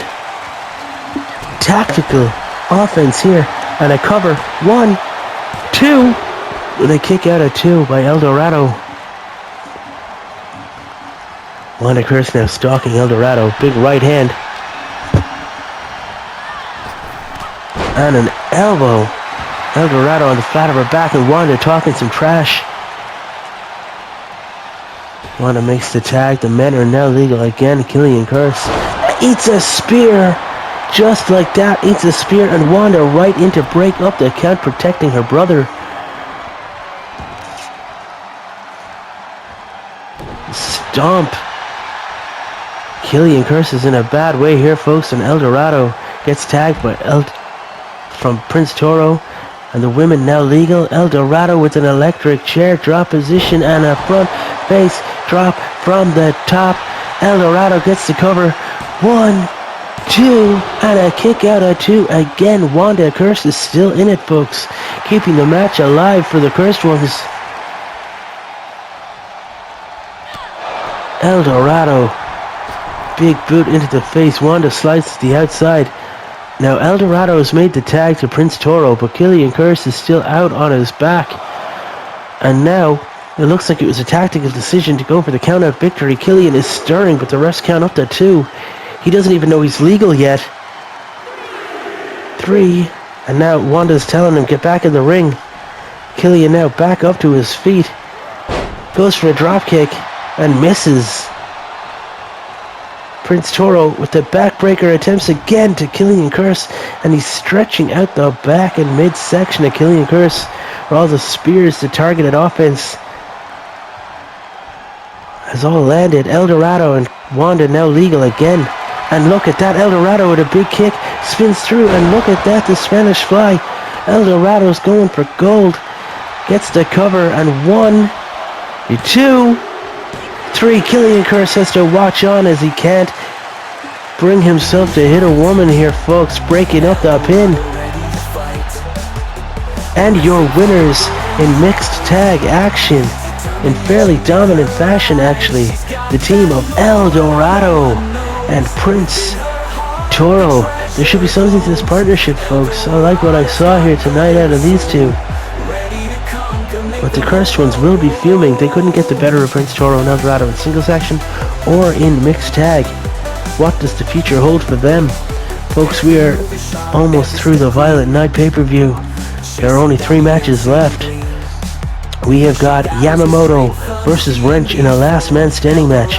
If Wrench wins, Yamamoto has to join the Grim Reapers. I can't even imagine what that looks like, folks.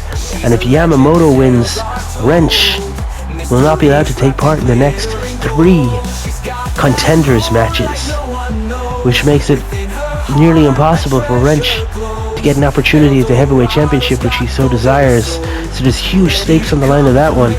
And folks, we also have the tag team championships on the line, as the team of the Purebloods, Big and Tall, will take on and defend the titles against the team of Daryl and Merle Walker in a tables match. And finally, your main event of the evening, Dragon Noir versus Major Attraction in a Hell in a Cell match. But oh yeah, Ultimo Thunder cashed in his future shot, and the match is now a triple threat main event Hell in a Cell match for the world's title. Major Attraction has never been in such peril. Join us. Stick with us here. Come back for part 10 as we've got the last man standing match between Yamamoto and Wrench at the Violent Night. Folks, welcome back to part 10 of the Violent Night pay-per-view. You are listening to the dulcet tones of Bullet Fun Awesome. I am your host as ever, BVA, and this is a last man standing matchup. I believe the first last man standing matchup we've had here, Championship Wrestling Series, and it's between these two blood rivals. These bitter feud has been rising for months between these two. Yamamoto and Wrench, the leader of the Grim Reapers. The motorcycle bad boy group here we have at CWS. Yamamoto ready after getting revenge in Contenders 5, tossing Wrench out, manhandled him the same way that Wrench has manhandled Yama in Contenders 3 and 4. Yamamoto spent ages trying to get Ren on pay-per-view singles matches.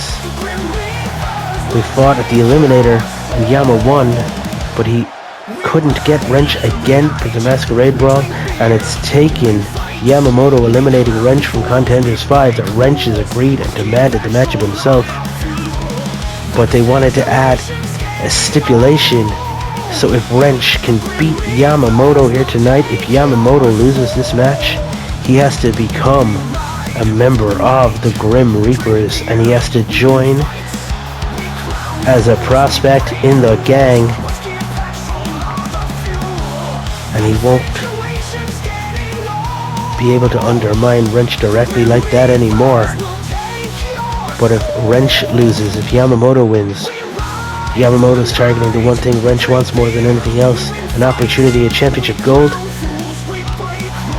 A match with this big a set of stakes needs a big stipulation.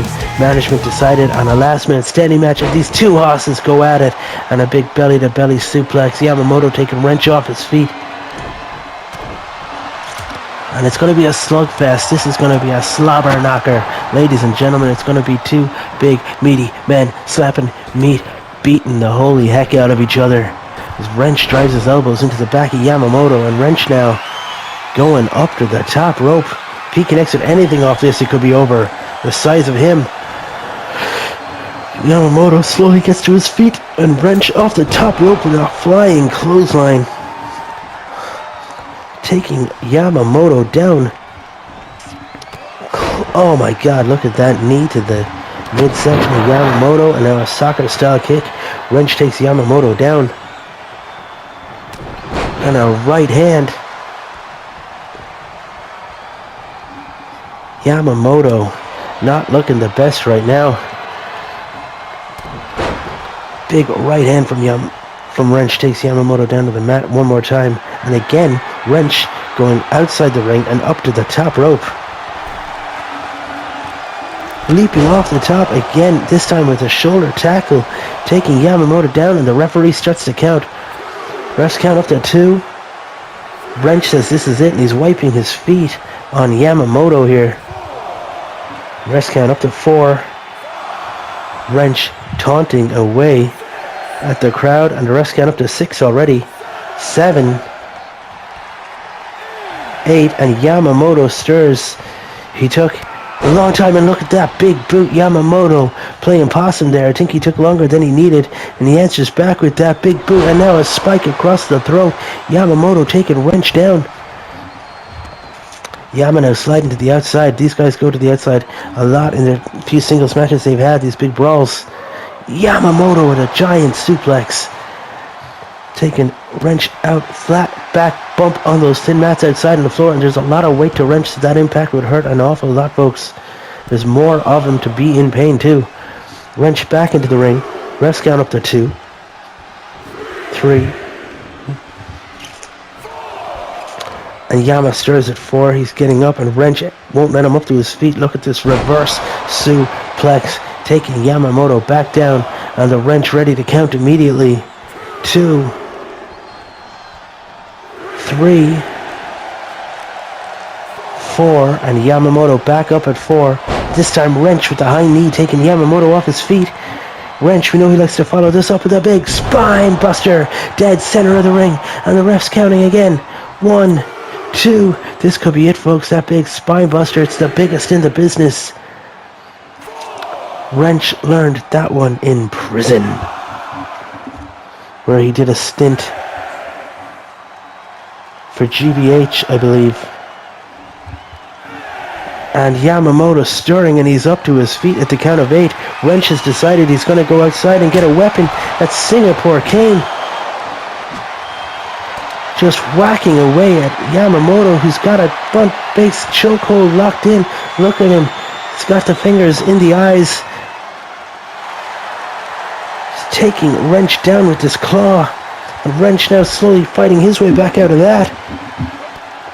Yamamoto goes for these punches. Wrench has him blocked. Wrench kick to the midsection of Yamamoto. And another knee to the face. Wrench going back for that Singapore Cane. Sliding back into the ring. How is Yamamoto going to get back into the ring while Wrench has the cane? Looks like Wrench has dropped the cane. He's ready to taunt. He thinks he has it off the knee to the face. Yamamoto not yet stirring.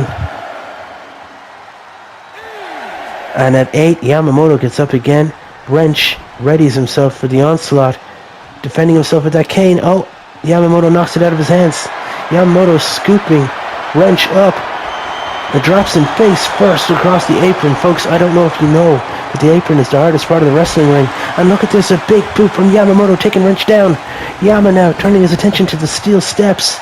And we've got a weapon off here. Oh my god, Yamamoto connects the steps with the face of Wrench. And he's bust right open. I just saw blood fly everywhere. Ladies and gentlemen, happened right in front of my commentary desk where me and all my friends sit. Carl Briscoe Regan and Sean Shaunerson sat here right beside me. Wrench throws Yamamoto into the ring. He needs a break himself, I would say, after being gushed open like that. Wrench strolling around outside. The referee counting to 4 here before Yamamoto gets to his feet. Wrench back into the ring, and Yamamoto takes him down with a clothesline. And this is the first time the referee is counting for Wrench, ladies and gentlemen. And Yamamoto won't let it get past 2. Taking the fight to Wrench, and look at this, a big, massive powerbomb. Yamamoto just powerbombed Wrench. He's going to the top rope. And is he going to do it? The biggest moonsault in the business. This man of this size has no right to be able to move with that agility, to hit that as perfectly as he does every time. Yamamoto with the powerbomb and moonsault combination. You learned those in Japan. Refs count up to 7. Wrench stirs at 8. He's back up, and Yamamoto won't let him get to his feet. Clubbing blow to the back again, taking Wrench down. Surely Wrench is playing possum here, folks. Taking more time than he needs, maybe. Taking a breather. Yamamoto taunts him. Refs count up to 5. 6. 7. Will the powerbomb, the moonsault, and the knee be enough? No, it's not. Wrench scooping Yama up. And again, folks, he just tossed him. Shades of the Contenders 3 and 4. He just caught Yamamoto and tossed him straight up over the top rope. And now, folks, here we go. Wrench with a DDT-like maneuver outside on the floor. That wrenched pile driver like maneuver. Surely that's it, folks. Wrench taking the time to go for a walk and taunt the fans. Yamamoto is going to get counted out here off of his feet. He won't make the 10 count, and he's going to have to join the Grim Reapers. What does the future look like with Yamamoto as a member of the Reapers? Looks like we're not going to find out yet anyway, as Yamamoto makes it up to his feet at the count of 9. Wrench just hit him with his biggest move, and it wasn't enough. Yamamoto taking the fight to Wrench. Look at this, a big suplex in the center of the ring. That might be enough. That might do it, folks. Wrench holding away at the bloodied and battered face of his. But he gets up at 4. My opinion, might have needed more time. Wrench again picking Yamamoto up and drops him, this time throw first against the top rope. Wrench taking the time to taunt Yamamoto.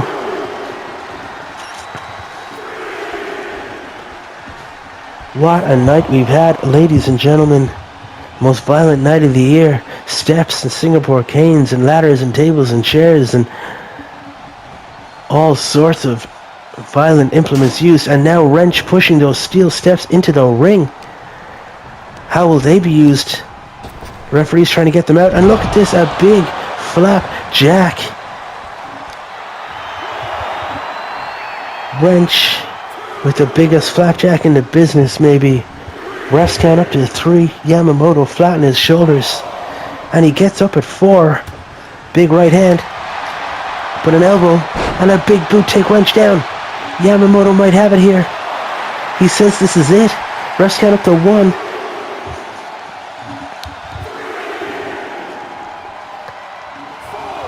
And Wrench stirring at 4. He rolls to the outside. Yamamoto not giving him the chance to breathe. Follows him out. Now Wrench getting the other steps. But Yamamoto punches him out of his hands. And again locks in that claw. He's gripping the eyes and the mouth and mashing the nose. Choking away. Smothering the face of Wrench. The big man taking the other big man down. And again Wrench seems to be fighting out of it. Yamamoto connects with the steel stairs on the way down. Wrench whips Yama into the barricade. Wrench walking away. Happy to take the victory where he can get it. If the barricade assists him, and no he doesn't, Yamamoto gets back to his feet again, folks. Wrench telling Yama what he thinks of him. And another knee off the face. Wrench climbing to the outside. Changes his mind, it seems. Wrench taunting the crowd, saying Yamamoto's going down. Wrench sneaking up behind, and a neck breaker taking Yamamoto off his feet.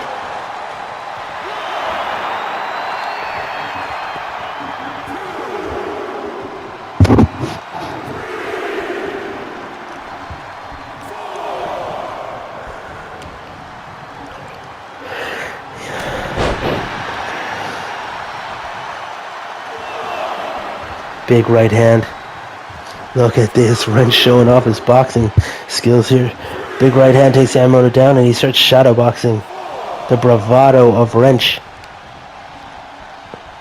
And another right hand taking Yamamoto down, but this time Wrench won't leave it be. Kick to the gut. No, Wrench catches. Elbow to the knee.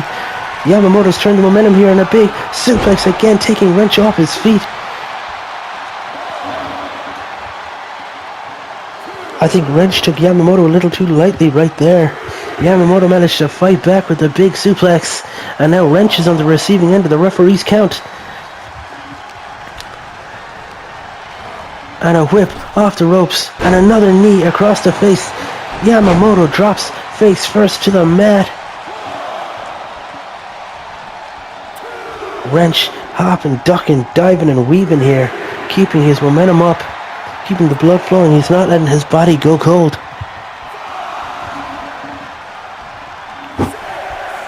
Refs count up to 6.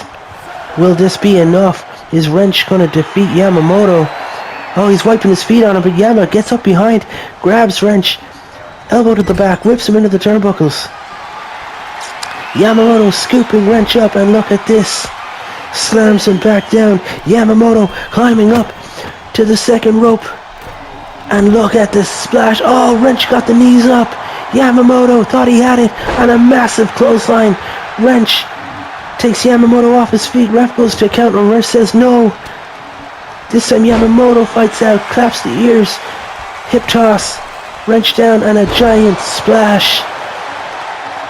Is Yamamoto going to get the victory off of the splash? Yama climbing to the top, surely just to celebrate. But no, folks. He's lining him up. The biggest moonsault. Yamamoto stepping back and letting the referee count. The fans chant one more time, but I don't think they need it, folks. Yamamoto might have just defeated Wrench with the big Oriental moonsault. The Yamamoto moonsault. Refs count up to 6. Wrench isn't moving here, folks. 7, 8. This is it, surely. 9. And oh my God, Wrench gets up at 9. Yamamoto doesn't let him get all the way up, but Yama with the spike to the throat, taking Wrench back down. The ref has to restart the count. What is going to be enough to take these guys out of the matchup? Is it going to be that spike right there? Is Wrench out for the count right now? Remember, the blood loss that he has experienced as well might be enough to keep him down. And no, at 8 he gets back up. Yamamoto taking the fight to Wrench, but Wrench whipping Yama off the ropes. And another big knee. Yamamoto down again off that big knee. That might be enough. At this point, any big move could be enough to claim victory. Yama's not up at 5. But at 6, he gets back to his feet. Wrench won't let him. Now Wrench stalking Yamamoto. What's he got in mind here? Wrench with a big bear hug and a belly-to-belly overhead release suplex into the turnbuckle. I haven't seen Wrench have to do that in years. I think it's the first time I've seen it here at Championship Wrestling Series. That must be enough. He just lawn darted him over the top of his head and into the turnbuckle. That's an awful lot of weight to come crashing down on the mat. Yamamoto's not getting up, folks. I think that's it. I think Wrench might have just earned himself a new member of the Reapers. Up to 9, and that's it, folks. Ring the bell. Your winner, as Yamamoto gets to his feet just a second too late. Wrench just beat Yamamoto in a last man standing matchup. And now Yamamoto has to join the Grim Reapers alongside Ratchet Riley Rose, Jackson Gage Harris, and Tommy Twerk Thompson. He's going to be the latest prospect in the Reapers, and he has to look up to Wrench M, his new president. What does that look like going forward? What a result here at the Violent Night, folks. Please come back with your tag team title action next. In table form, Team of Big and Tall versus the Walkers. And then your main event, that Hell in a Cell triple threat match for the World Heavyweight Championship. Thanks for joining us. If you stuck with us so far, I've been Bulletproof Awesome. Please come back for the last 2 matches. This is Violent Night, and folks, this is part 11. This is your semi-main event of the evening, and it is set for no falls. This is the tables match, and it will determine CWS World Tag Team Champions. Thank you for joining us so far here at Violent Night, the free premium live event, the pay-per-view hosted by Championship Wrestling Series. This is pay-per-view 5, and folks, let me introduce you to the number 1 contenders. If you've been familiar with us and our work here at CWS, you'll be familiar with these guys, former tag team champions themselves. On your right in the cap, Merle Walker, and his brother in the jacket, that is Darryl Walker. The team of the Walkers Undead are here, and they're looking to regain the tag team championships.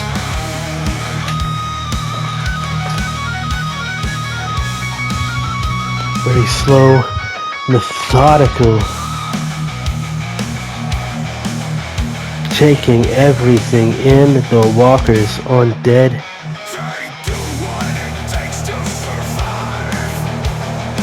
Getting themselves psyched up for action here tonight. Stiff competition. The Walkers Undead lost the championships to the team of Big and Tall. Hoping to regain them tonight.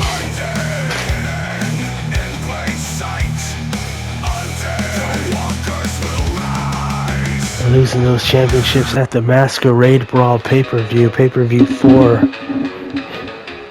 And now as they strip down and ready themselves for battle, we welcome the champions. I want to thank you all, seriously you guys, thanks for joining us, thanks for staying with us. If you like what you've seen here tonight, follow, like, subscribe, share, TikTok, Instagram, X, Twitter, whatever you call it. Leave comments below, share this stuff with your friends. This is Shoot Simulated Combat. These matches are not predetermined. No one is controlling the action but the characters, the wrestlers themselves. This is real virtual fighting, folks, with wrestling rules. This is your CWS World Heavyweight Tag Team Champions. This is the team of the Pure Bloods, Royal Albert Tall, and the Tower of London himself, Big Ben. As you see Big Ben there wearing the royal gown and the crown, Royal Albert Tall wearing his jacket and monocle. Dapper AF, ladies and gentlemen. These two individuals, long-term friends, they tagged together in the past on the Indies, and they reformed here in CWS. Due to necessity, really. Big Ben was in a bitter feud back and forth with Loco Lobo Azul. Royal Albert Tall had a few matches there against Pantera Roja Dos, and these two decided to have each other's backs, started escorting each other to the ring, teaming up when necessary, leading to the formation of Los Bestias Locas when the team of Pantera Roja Dos teamed up with Loco Lobo Azul in a bit of a twist. Many tag teams here. This is an unreal tag division here, folks. Just off the top of my head, you've got the Boys. We saw them earlier tonight. We've seen the tag team champions here, Big and Tall. Got the Walkers Undead, Bad Manners, Hammer and Neos, Caras de los Muertes, and this thing is underway, folks. It's for the tag team championships. This is tag team table rules. And look at this. Big Ben now with an overhead throw. And Big and Tall standing tall. Both men sliding to the outside and going for those tables, trying to get things started here in a big way. Royal Albert Tall fending off both of the Walkers on his own. Go behind, and look at that. Goes to pick Daryl up. Daryl fights his way out of it, and Merle answers back with a big kick. Big Ben sees what's going on and decides to get back in the ring. And look at that. And look at the sleeper hold. Straight away, the Walkers bite. The Walkers bite there on Big Ben to the outside. Royal Albert Tall goes for a dropkick and misses. Daryl now setting up the table his own way. Merle takes Royal Albert Tall down. Big knee across the face of Royal Albert Tall as Daryl throws Big Ben into those steel steps. Oh, and look at that float over DDT there. Royal Albert Tall takes Merle down. Daryl throwing Big Ben outside here right in front of the fence. Look at Daryl taking the fight to the big larger man. Look at him. Military press. He's got Big Ben over his head. And look at that big release as Royal Albert Tall applies the cross face in the center of the ring to Merle, but you can't win that way. Daryl now going under. Daryl getting the Singapore cane. Folks, this is a tables match, but it's also the most violent night of the year. It's a pay-per-view here under that name, CWS, and Merle absolutely taking Royal Albert Tall's head off. Big Ben can't seem to get a grip of Daryl, and as I say it, he punches his way out of that one. And look at the athleticism, the crucifix takedown of the Tower of London, Big Ben. Now Royal Albert Tall setting a table up in the center of the ring. Big Ben now manhandling Daryl, throwing him into those steel steps on the outside. Royal Albert Tall raking the face at the lower boot here. And look at this, driving the face of Daryl Walker into the mat outside on the ground. Royal Albert Tall dragging Merle over that table, looking to get Merle through this table early. Royal Albert Tall picks him up and through the table. Merle Walker has been eliminated in this tag team elimination tables match.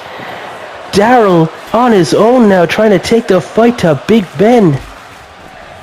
In a shocking turn of events, Merle has been eliminated early. And now he has to walk to the back. He can no longer get involved. Daryl has much to do here. But Big Ben fights his way out of it. And now Daryl Walker getting taken down with that Ukrainian rush. The side leg sweep. And Merle running a bit of interference here. He can't lay hands, but he can absolutely get in the way as Daryl chops and batters and catches his way out. Look at this arm drag, though, from the bigger men taking Daryl down. They're just toying with him right now.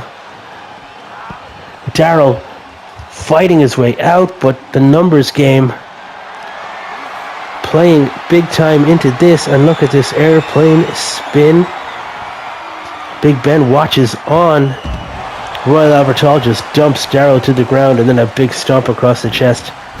Surely this thing is done, guys. How can Daryl possibly outmaneuver these two guys and regain those championships? Big Ben throwing Daryl back into the ring. This might just be an absolute act of dominance here by the time of Big and Tall, taking the fight to the Walkers. Surely if they can dismantle the Walkers like this so early. And look at this tag team offense. Double DDT taking Daryl down on the remnants of that shattered table. As I was saying, if the team of Big and Tall, if the Purebloods can just defeat Daryl this easy, surely the Walkers go to the back of the line. But no, Daryl fighting his way back out. Table collapses, but nobody went through it. Big Ben now taking the time to set things back up again. Be interesting to see what other teams... Oh, as Royal Albert Hall comes off the top rope to the outside with the big elbow, takes Daryl Walker down. Interesting to see if the team of Big and Tall against Bad Manners. Caras de los Muertes. Oh my god, look at that outside, the big drop. Los Bestias Locas. Hammer and Nails. The team of the Platinum Kings. The Buys. Oh, and Daryl just damn near takes the head of Royal Albert Hall off. There are so many good tag teams here. CWS. The Castle Brothers. And look at Royal Albert Hall dropping Daryl's face on the apron. And folks, I don't know if you know this, but the apron, that's the hardest part of the wrestling ring. You might not hear that on other shows, but you'll hear it here. And look at this. Oh my god, the athleticism of Daryl taking Royal Albert Hall down. Daryl taking the time to taunt, but look at that bulldog on the outside. Big Ben with the big bulldog. And a spear from Daryl. Daryl looks fantastic here, fighting both men off. Taking an awful lot of punishment, but so long as he can avoid going through the table, Daryl will be still in this. But he has a lot of work to do as his head bounces off that turnbuckle. He has a lot of work to do to try to eliminate both members of Big and Tall. These stomps, look at the team of Big and Tall are absolutely crushing it right now. Both men were doing well in the singles divisions here. But since teaming up, they have been dominant. They've put a lot of teams to bed. And look at that, Daryl flipping up and out. Royal Albert Hall waiting though. Just waiting and ready. Daryl launched back into the ring. Big Ben, as he gets into the ring, his big colossal size just knocks down that table. But look at him now stomping the knee into the mat. And now Big Ben getting another table. And it looks like Royal Albert Hall has gone for a third table on the outside. Surely it's academic at this point, folks. Daryl kicks at Ben and takes him down. And now some ground and pound offense as Daryl Walker punches the face of the Tower of London. And now Daryl looking to weaponize that table. Ben grabs him from behind and Daryl again manages to fight out, and a big clothesline taking Big Ben down into the corner. But jeez, Daryl just ate that table shot to the face. That table already looks pretty badly damaged. There's a big crack running upside it, and now another table laid out against it. Singapore canes, steps, tables. Daryl evades Big Ben and knocks Big Ben down with the shoulder tackle, and then a running clothesline takes Royal Albert Hall down off his feet. Daryl back and forth between them, but the numbers game again against Daryl, and Big Ben now taking Daryl over to that table. Royal Albert Hall lifting Daryl up for a power bomb, and Daryl sensing danger, ducks out of it and punches to the head of Royal Albert Hall. And now Big Ben trying to get Daryl to the table, and Daryl again fighting back, but the numbers again. Now Royal Albert Hall taking advantage of those numbers, gets Daryl out. And look at this tag team offense again by the team of the Pure Bloods, Big and Tall. Royal Albert Hall and Big Ben, bit of a miscommunication there. And now Big Ben with the power bomb. He's walking Daryl over, and look at this, through the table. Both of the walkers on dead, eliminated. And your winners and still the CWS World's Tag Team Heavyweight Champions of the world, Royal Albert Tall and the Tower of London himself, Big Ben. This British Union, this absolute empire, yet again standing tall at the top of the tag world. And look at these men celebrate. Thank you folks for sticking with us through the semi-main event. Come back to the main event where major attraction defends the CWS World's Heavyweight Championship against the number one contender, Dragon Noir, and future shot briefcase holder, Ultimo Thunder. Come back for part 12, our last match of Violent Night. Whoops. Join us here at Championship Wrestling, where wrestling is all fun and games.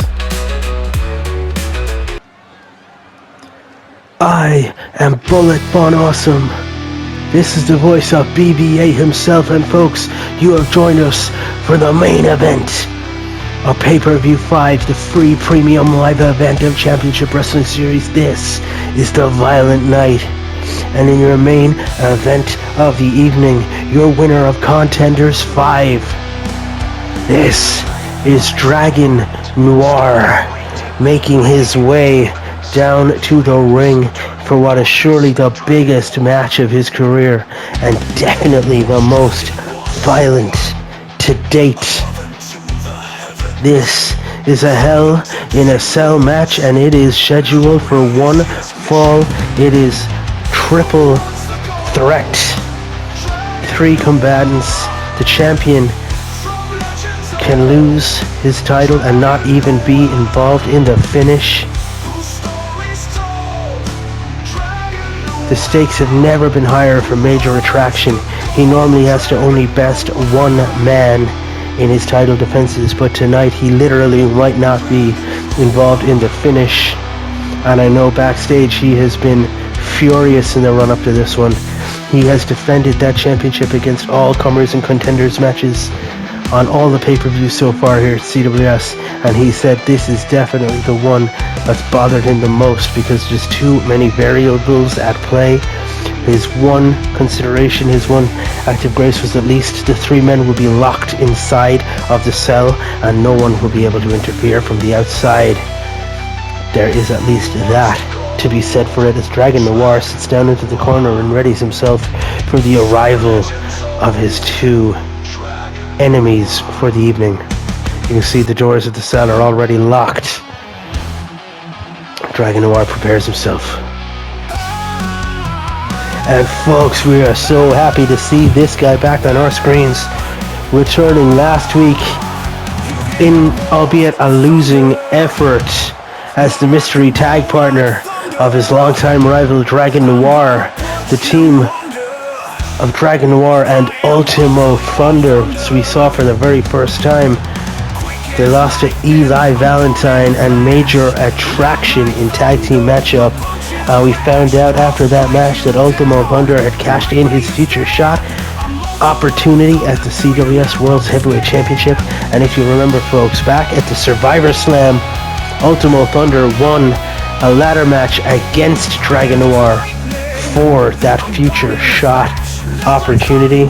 And of course, it would only be poetic that Ultimo Thunder would use that opportunity to get into a match that Dragon Noir seemingly had in one-on-one fashion to make it triple threat, just to disrupt. They worked well as a team, even though they lost. They did tag in clean, in and out. There was no bickering, no backfighting, but will they manage to work together tonight to attack the champ? Maybe they isolate the champ and take it between themselves. Who knows? You're about to find out. Folks, this, on his way to the ring right now, is the CWS World's Heavyweight Champion. This is the biggest draw in CWS. He is Major Attraction. This guy is a mercenary for hire who is being paid his weight in gold as the champion here at CWS. It's the most deadly matchup of his career, but this guy has seen an awful lot out in the battlefields, being locked in a cage with some beasts, some animals. Nothing new to Major Attraction. And it's for this, folks, the CWS World's Heavyweight Championship.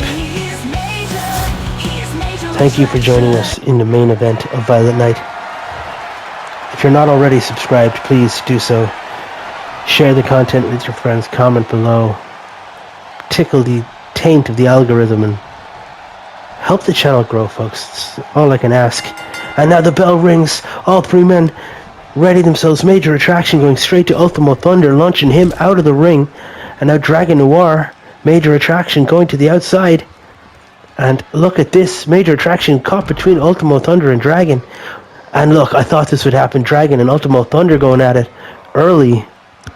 Now pinning Ultimo between Major and Dragon, getting a kick, and now whipped into those stairs. Major Attraction turning his attention to Dragon Noir just for a second. Dragon's thrown away. Major hops those steps. Ultimo now throwing Major around. The Dragon watches on. Ultimo just throwing Major around outside. And now Dragon stalking Ultimo back here. Oh. Not a lot of chemistry between these three so far. And again, Ultimo now tossing Major Attraction into those steps and uppercutting the Dragon. This is what the fans have paid to see here, folks. They really want to see Ultimo and Dragon going at it again. Look at these uppercuts. Dragon now hopping over those stairs, giving chase. Ultimo Thunder back and forth like tennis over these steps. Oh, Major Attraction misses with a big kick.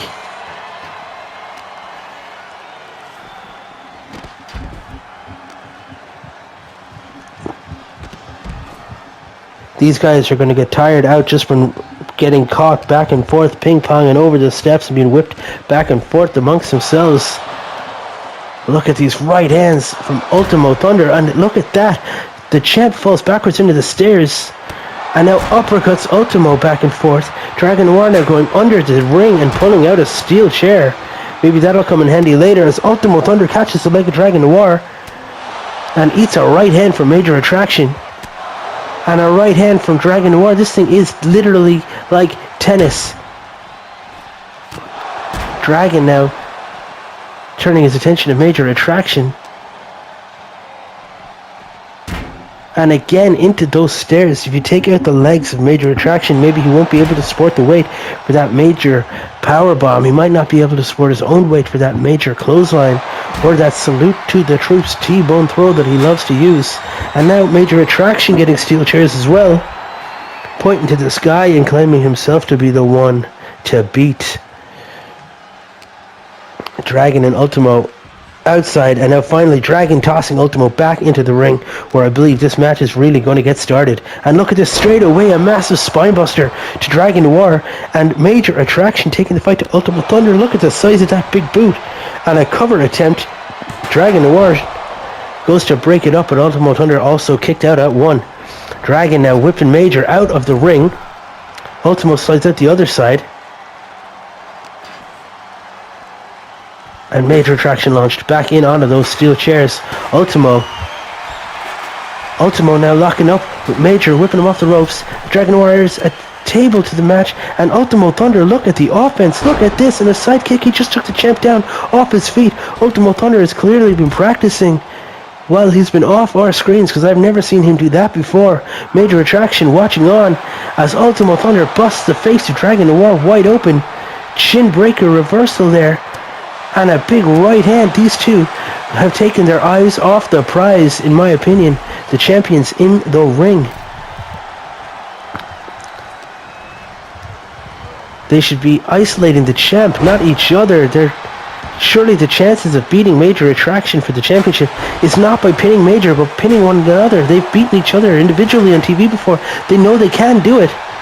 Yet nobody has beaten Major Attraction. But maybe that's the challenge. Maybe they want to become champ by pinning the champ. And look at these series of kicks here. Dragon Noir taking the fight to Major Attraction.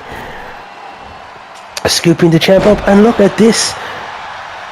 Like a Michinoku driver, Dragon Noir climbing to the top rope. Ultimo Thunder punching away at the Dragon. Lifts him up. Dragon fighting out of it. Big right hand. Oh, Ultimo Thunder's turned his attention to Major Attraction. And look, neck breaker. Dragon Noir with a soccer kick to Ultimo Thunder. And now the referee for the count. 1, 2, and a kick out of 2. Ultimo Thunder still in this one. And Major Attraction's championship reign did not end. Dragon Noir with the DDT. Major now sneaking in behind.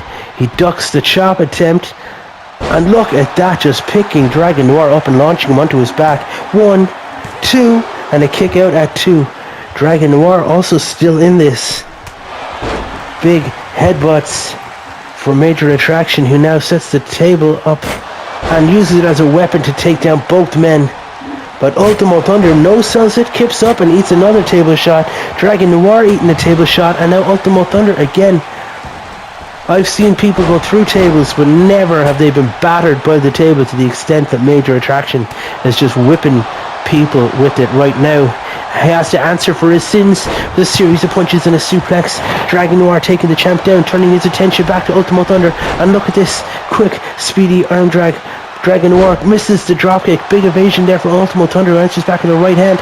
Ultimo Thunder now with an abdominal stretch. You can win by submission. Oh my god, Major Attraction's brought a sledgehammer into this, but breaks the submission move up first. Look at this head scissors by Dragon Noir, turning the tide of things.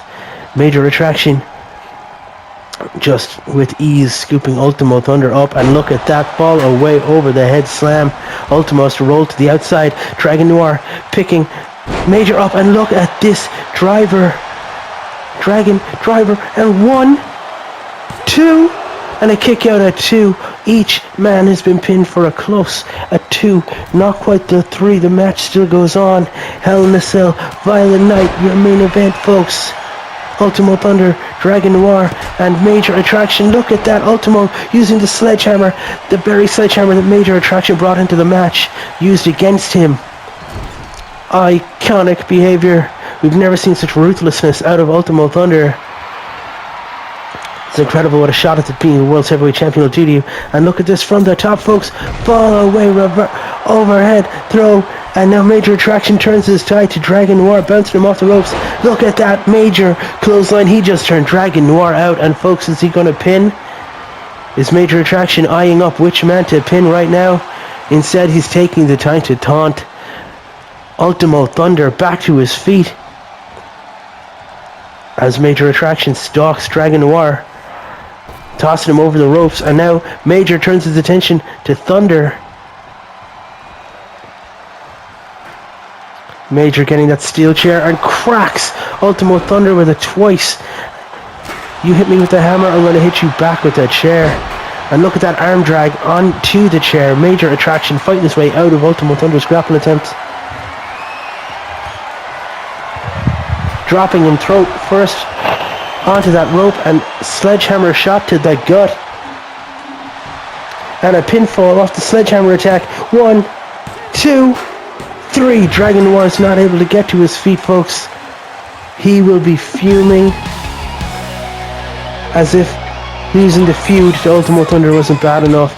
Losing the Future Shot briefcase, but he won Contenders 5. He deserved a one-on-one matchup for that championship, and Ultimo Thunder returns, steals that matchup from him, makes it a triple threat, and goes on to take the pinfall. Dragon Noir will be seething. Ultimo Thunder will be gutted to have lost, but folks, again for the 5th pay-per-view in a row. Major Attraction defends his title successfully. He is still the CWS World's Heavyweight Champion. Thank you for joining us at the Violent Night. Come back next Tuesday for another episode of Tombstone TV. Tombstone TV episode 21. If you like what you've seen so far, like, comment, and subscribe. Share with your friends. Share it with everybody. Share it with people you hate. I don't care. But if you're enjoying CWS, let us know. Championship Wrestling Series. Wrestling is all fun and games. I've been Bullet Awesome. Thank you for joining us. Goodbye.